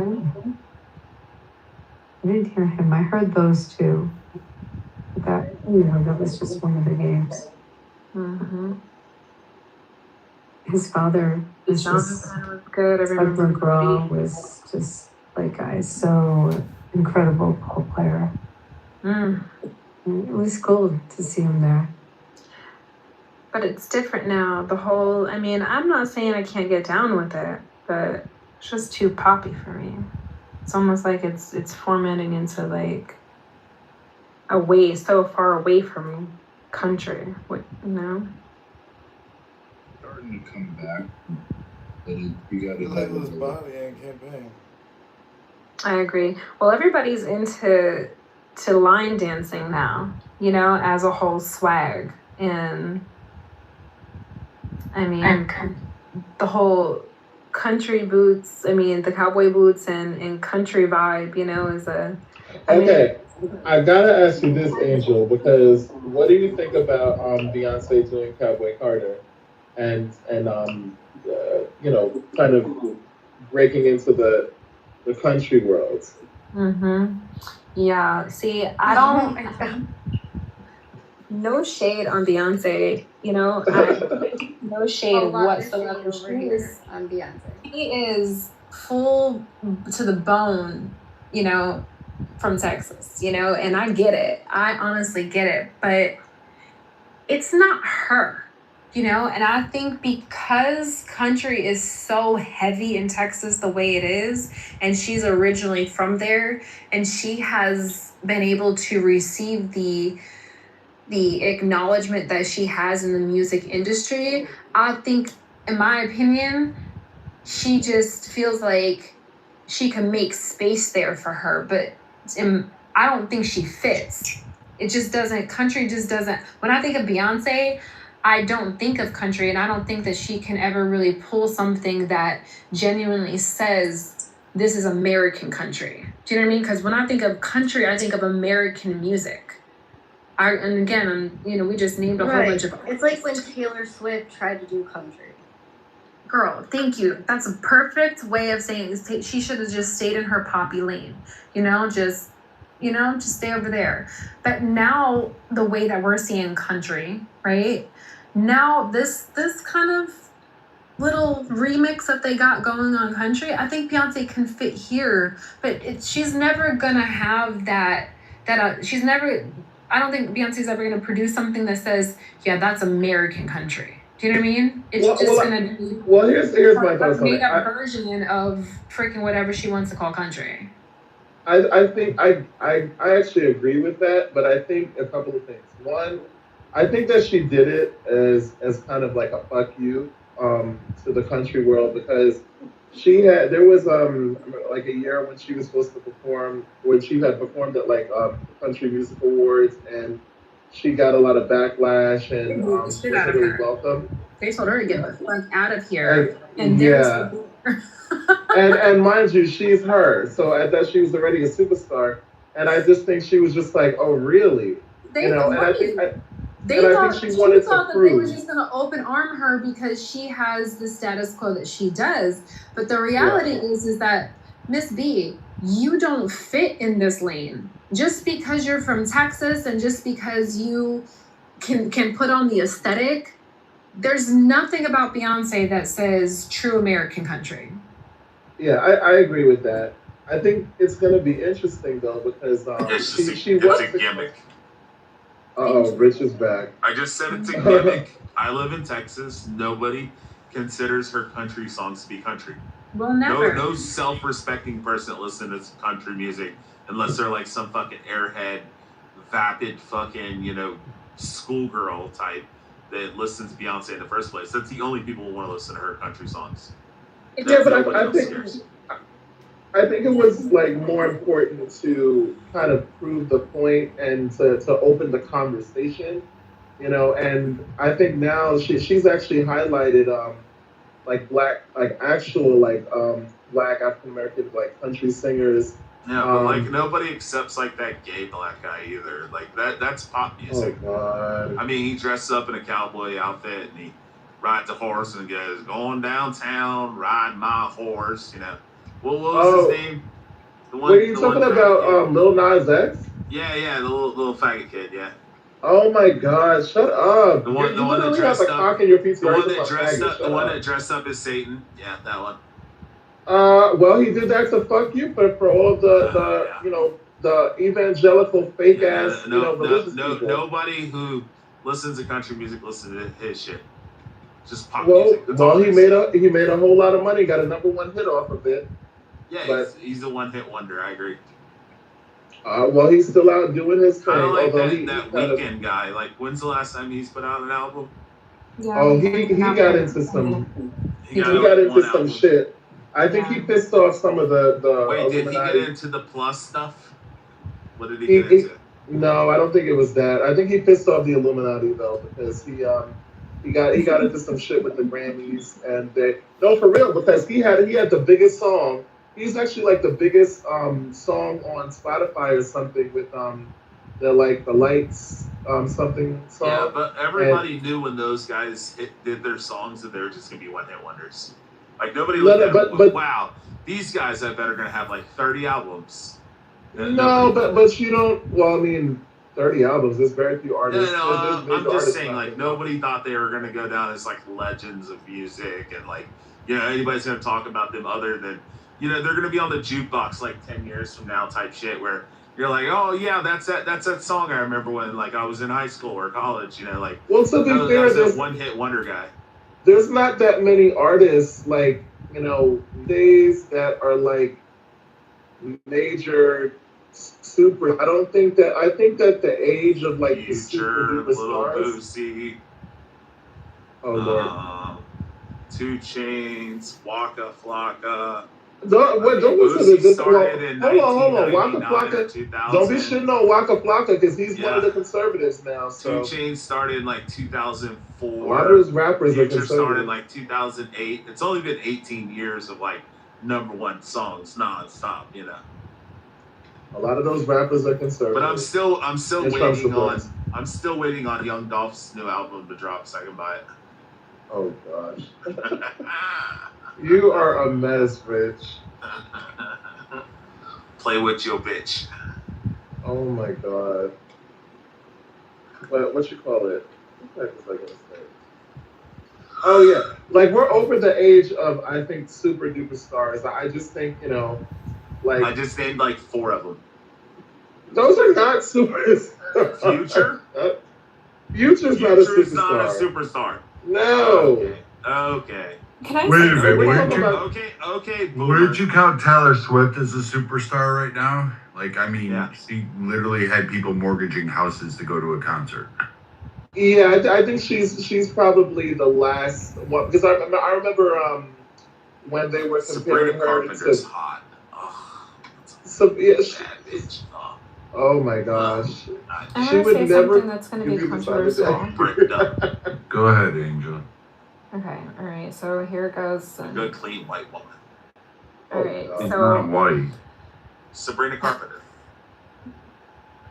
All right. So as we were talking about Beyonce, white. She's black. Good.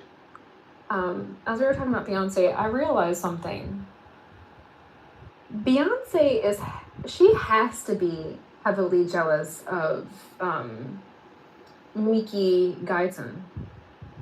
She is a black female in country music who's doing country music the way country music is supposed to be done. She is not trying to come in with this whole new, revamping the industry, in and around country music. She's not trying to, bring pop into it. She actually is. You ever see her videos? They're just like, the old school country music songs, like the ones that used to play on CMT. And I'm just like, I love her genuinely. I think she has a country music spirit, and I honestly think that Beyonce she's probably jealous of her and thought that she could just come up into the whole country, and be accepted, country music industry, and be accepted like how Angel, I don't even think it was that. I think it was more of the fact that Beyonce is a petty bitch. And listen, I have a lot of qualms with Beyonce, but I actually kind of like that when it benefits, other people, because she was just basically like, y'all gave me the middle finger, at the CMT Awards. Y'all haven't welcomed me here. I'm a fucking superstar, and regardless of what you think about her, she just is. She's incredibly talented. But they're not doing this. But they're not doing this to Miki. Is my point. Yeah, because she's a genuine. She's genuine, right? Yeah, and that's what I'm saying. Beyonce tried to come up in there with Beyonce versus trying to fit herself into the country music industry, because that is a complete. I just want to say this, and I don't know if a lot of people know this, but the country music industry is completely separate from all the other music industries. From all the other music industries, from pop, from rap, from like pop and rap can kind of go, you know what I'm saying, a little bit side by side with each other. There's a lot of overlay there. The country music has never done that until recently. So for someone like Miki, being as young and fresh and vibrant as she is, and she's she's young to still be able to sing her songs. She's 43, so. Well, I mean. But I mean, she has that spirit, and she does, and she's so true. I think when I hear her songs, I'm like, yes, this is still American country. But I'll tell you what I didn't like though. What I didn't like though is when all of this controversy was going on, it got made into a racial issue, and people were there was a lot of people saying that, oh well, Wait, don't you make everything a racial issue?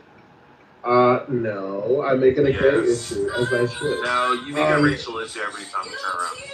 No, well, if you're gonna be calling people like N-words, like, come on. No, just like a guy who's completely in the fucking wrong, doing something that's abhorrent and atrocious, and you're like, your only guys are saying that because he's black, like.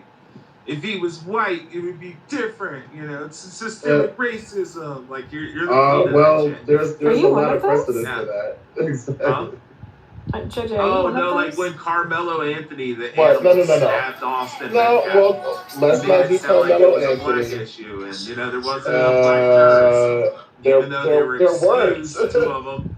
So one of them was excused because they said they couldn't be unbiased.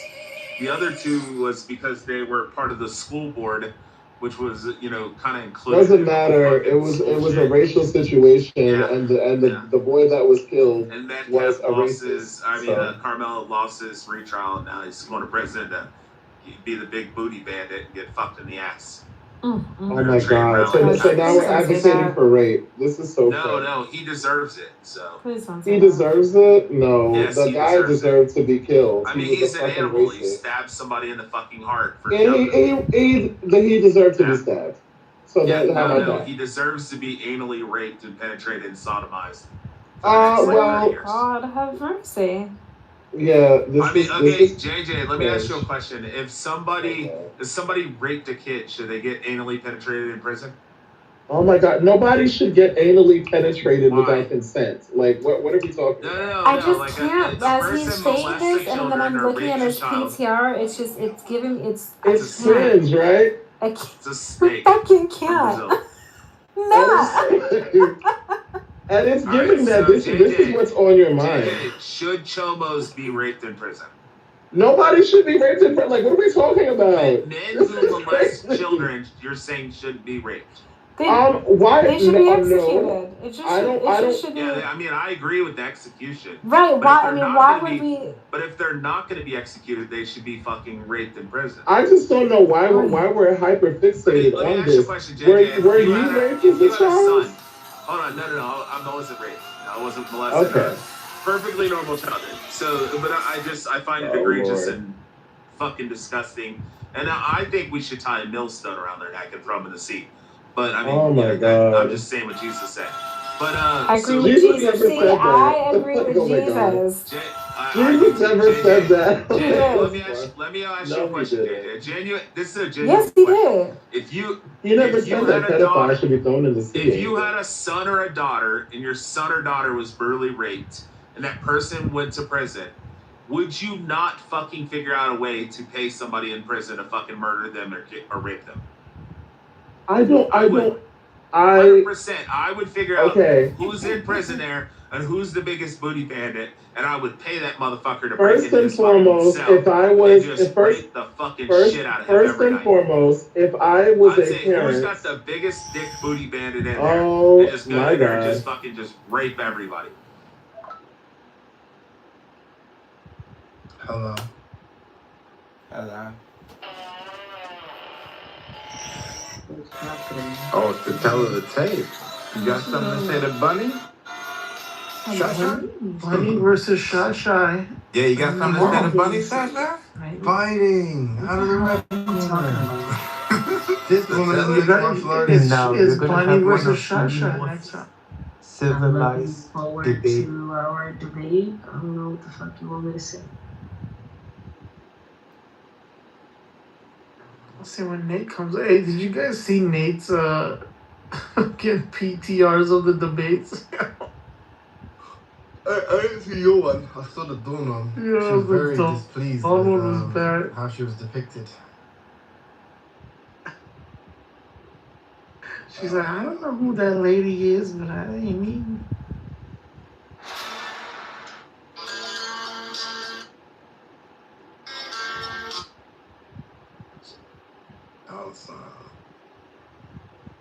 So are they going to give us the topic at the 11th hour? Is that what they're planning on fucking doing? Bro, it's wild shit. Like, there's no schedule, nothing, and I come in and next thing I know that Red Rum and Monica were done with the debate and I'm like, what the fuck? They said it was gonna be on Friday. It's Wednesday today, isn't it? No, Monica tried to say Friday, and then Yeah. but then she's like Thursday.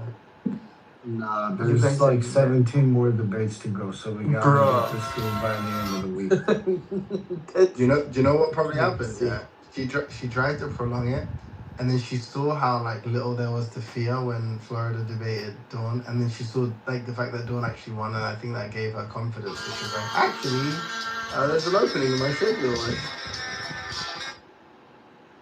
No, it was Red Rum. They were gonna postpone it till tomorrow or like later on. And Red Rum's like, fuck it, let's do it right now. Oh, okay. Probably, I thought she said something like she can do it on Thursday or something like that. But I don't know. And I'm glad we got ours done. Fuck that. Bro, she blamed it on Brad. Bro, I got out of the gym, I was driving home, and I'm over here like, fuck, when should we do it? That's Like, why maybe you were tomorrow, maybe aggressive. Thursday. And then I was like, you know what? Now let's do it now. What did you say? That's why I was aggressive. Yeah, after the gym. Tell me, bro, what is it about that? Like, I remember, like, less so now, but, yo, I remember, especially when I'm driving back from the gym, I'm hyped for some reason. It's your T levels. Everything's just fucking through the roof, bro. All the good hormones. They say it's the endorphins, bro. Yeah, all the good hormones. Everything's just fucking on a high level. Your body's like, fuck, you feel so much. You feel taller. The blood flows better. You know what I mean? Hey, sometimes, man, like moving from a lot of weightlifting to like taking a week off and just doing like 3 days of some like calisthenics or some shit like that. You come back hella stronger. Give your body enough time to rest. To relax and recover. Yeah. Yo, Samo, you guys got fucking mosquitoes up there? Yeah. What type of Fucking question is dying. that? Nah, cause like there's no mosquitoes in the Bay, yeah, like in San Francisco, cause it's sea level and it's cold. So I was assuming Seattle area would be cold too, but I don't know if you guys are seeing. Bro, we've been hitting 85 degrees. Like, nah, I'm fucking stuck. Yo, 84, 85. I would fucking take 85. I would give up like my fucking pinky toe. It's for 85. Yeah, it's bad this week for us. It's fucking nasty. I didn't sleep at all last night. I was fighting a mosquito and the heat. You don't got AC? No, man, my building's old, so the AC makes a fuck ton of noise. Oh, shit. I don't turn it on because my folks would wake up. Yeah, I can't either, bro. I fucking would wake up. I don't have the AC on. It's bad. I don't know how you guys, people can sleep in this heat. Poor. You can wake up and you're like fucking drenched and shit. I have titty sweat that I need to worry about. Shasha knows what I'm talking about.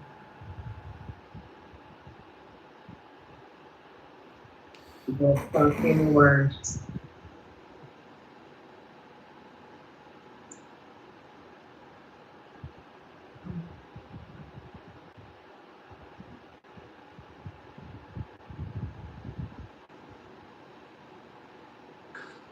Bro, my guy Alexander was like, red rum failed.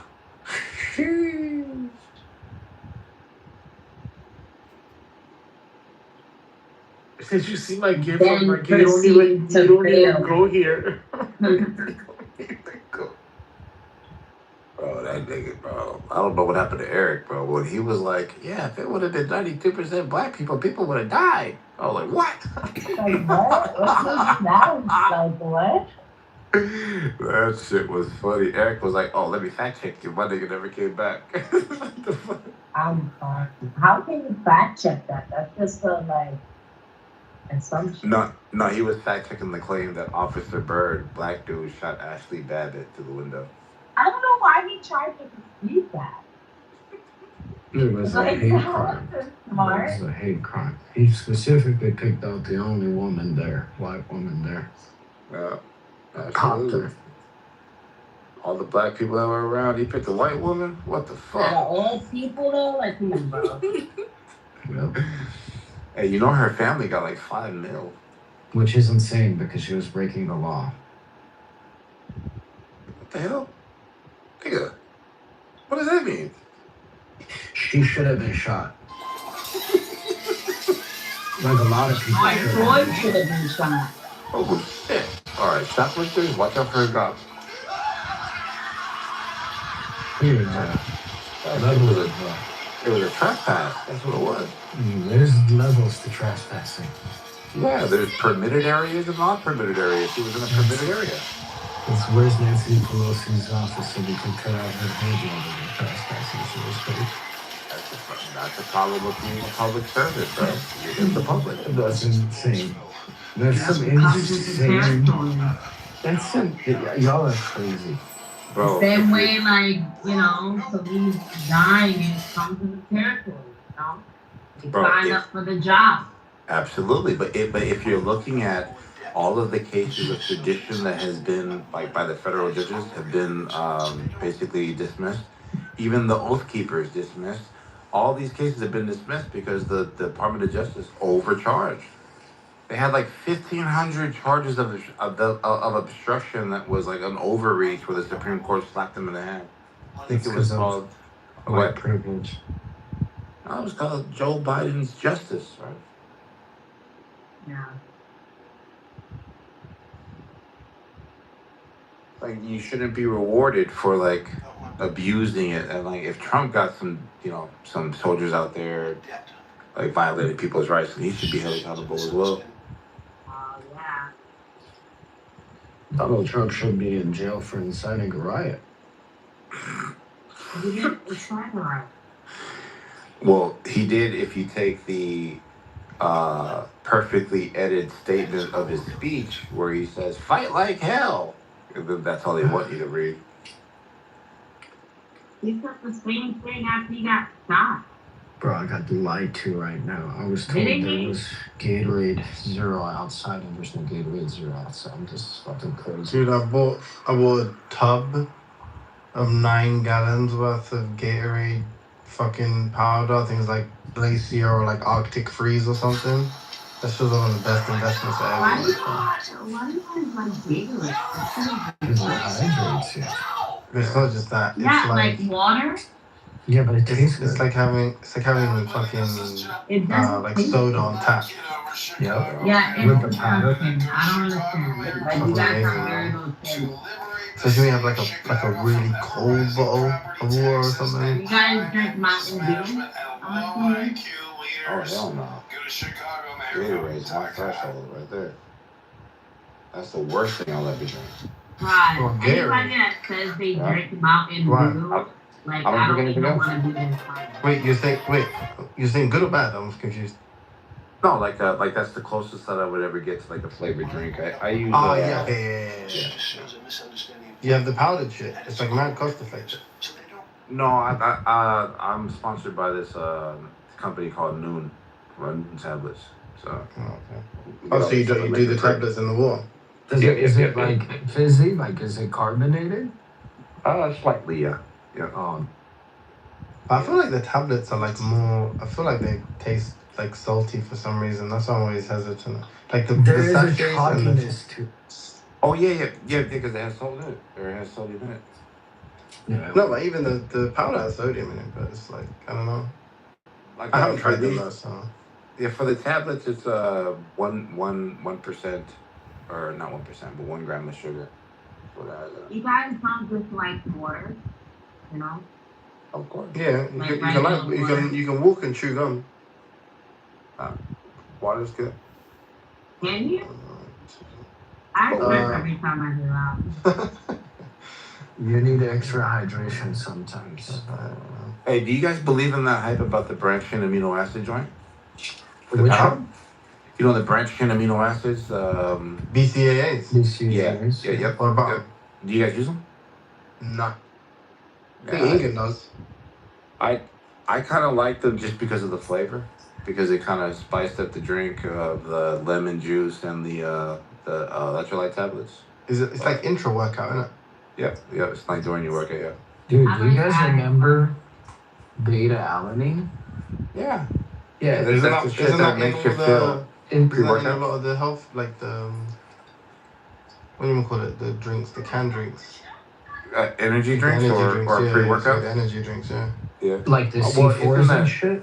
Yeah, it's in the pre-workouts. It's supposed to be like for endurance or something like that, but it gives you that tingling. Yeah, it's that. Yeah. It makes you. It's supposed to help you with soreness, like lactic acid production is decreased. I hated that shit on BCAAs. Only one candidate is But it kind of like gives you that sense of, oh, it's working. Yeah, but that itch is weird. Yeah. You know the only like. So I like it's a welcome distraction because it's tasty. So I like Monster for that reason. But the only real thing I could say it helps in terms of like functionally when it comes to training is it suppresses hunger for me. Like I can train fasted, just down a fucking Monster, and I'm not really hungry while I'm training. Have you tried straight caffeine instead of all the fucking chlorine and fucking additives? From what, for instance? I do a quad shot right before I go lift weights or do like cardio coffee. or anything. Yeah. I don't like coffee. No, I don't take pre-workouts and energy drinks because I drink so much coffee throughout the day that when I take the pre-workout, it just. I don't really drink coffee, so. I can't do the caffeine, bro, because it kind of I've been kind of, you know how it's supposed to constrict your blood vessels or whatever. Mm-hmm. And I'm looking for like the nitrous oxide, like blood vessel dilation. That's what I'm looking for. What does that mean? Like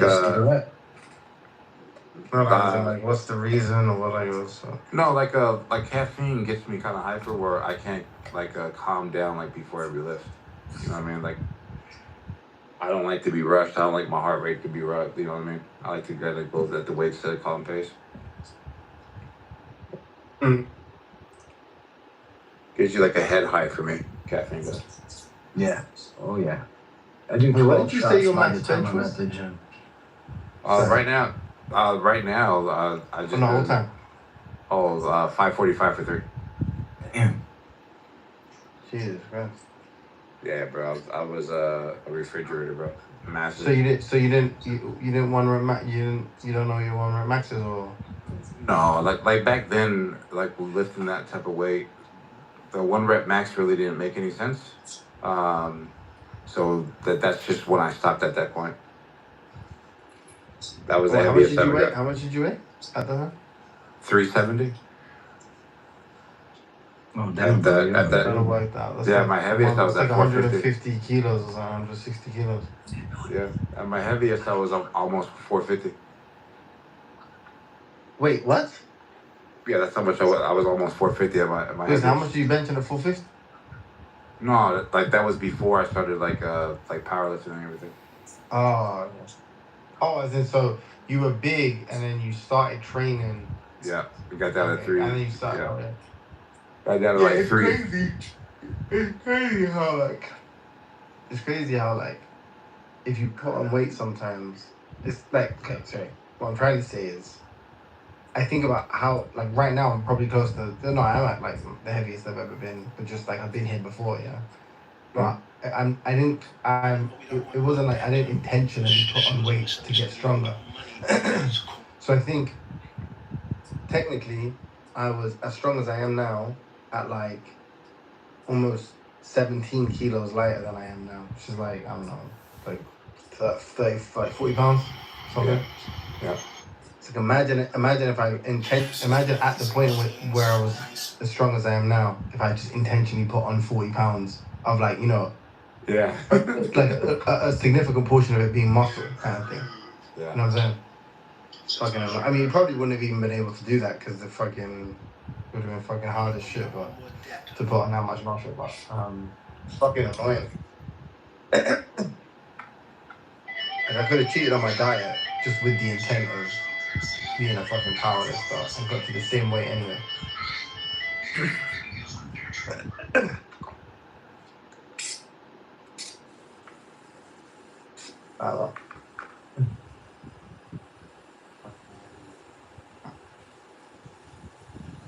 Yeah, like barbell stuff. Like the only time I ever mess with barbells now is like just doing RDLs. But my major like compounds I only rock with the trap bar. Mm. I do front squats with the barbell. I don't do back squats too often. Yeah, front squats are annoying though. A little bit. Equal balance. I mean, balancing. The heavier it goes, I balance it on my shoulders without. You know what I mean? Yeah. Without your fingertips. The fingertips one, it's a lot on your wrists. Oh, bro, like I don't have the shoulder mobility for that, so the bar just sits on the shelf. Why? What's wrong with your shoulder? Oh, you don't do it the one where, you could like It's wrap too your big. arms and hold it No. on your shoulder? No. So like like when you bring your arms up, you see the shelf there that you have like right by your collarbone. That's where the bar sits. Yeah, that's what I'm saying. So it Like sits there, Frankenstein's. Yeah. and then you just like cross your arms, right? Yep. Yeah. Yeah, when it gets heavier, that's what I do too. You can do the other one, like when you like bend your fingers back, kind of thing. I don't know what's your Yeah, I do that when the weight's it's not that heavy, but once I add more weight, You fold your arms. yeah, because it's annoying and it hurts on your wrists. Yeah, I can't front squat to save my life. To be honest, Yeah, I like back squat better. I don't enjoy it. So like, I couldn't even bother to try and develop, like, learn technique or get better. It's like I don't like doing that shit. Yeah, I like the catch, especially doing snatches and hang cleans. Oh, the CrossFit stuff, yeah, I do that shit. Even though I don't like it as much, to be honest. The CrossFit stuff scares the fuck out of me, bro.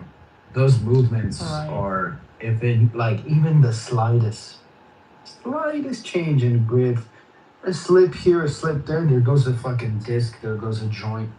There's too much jerking, bro. All the fucking muscle ups and shit. That's why I don't do it anymore. I don't do it a lot. Sometimes they do, like, cleans, and I'm like, no, I'm not down. In a class setting, I think it's different because you got instruction. But when people do it on their own, it freaks me out. I see people doing it at 24, and it Yeah. looks wrong. Like he looks like he doesn't know what he's doing, and he's making all of this fucking noise. He's either gonna break his wrist, or he's gonna swing back so much it's gonna hit him in the face and he's gonna break his neck. And that's kind of weird that they do it at a regular gym like that.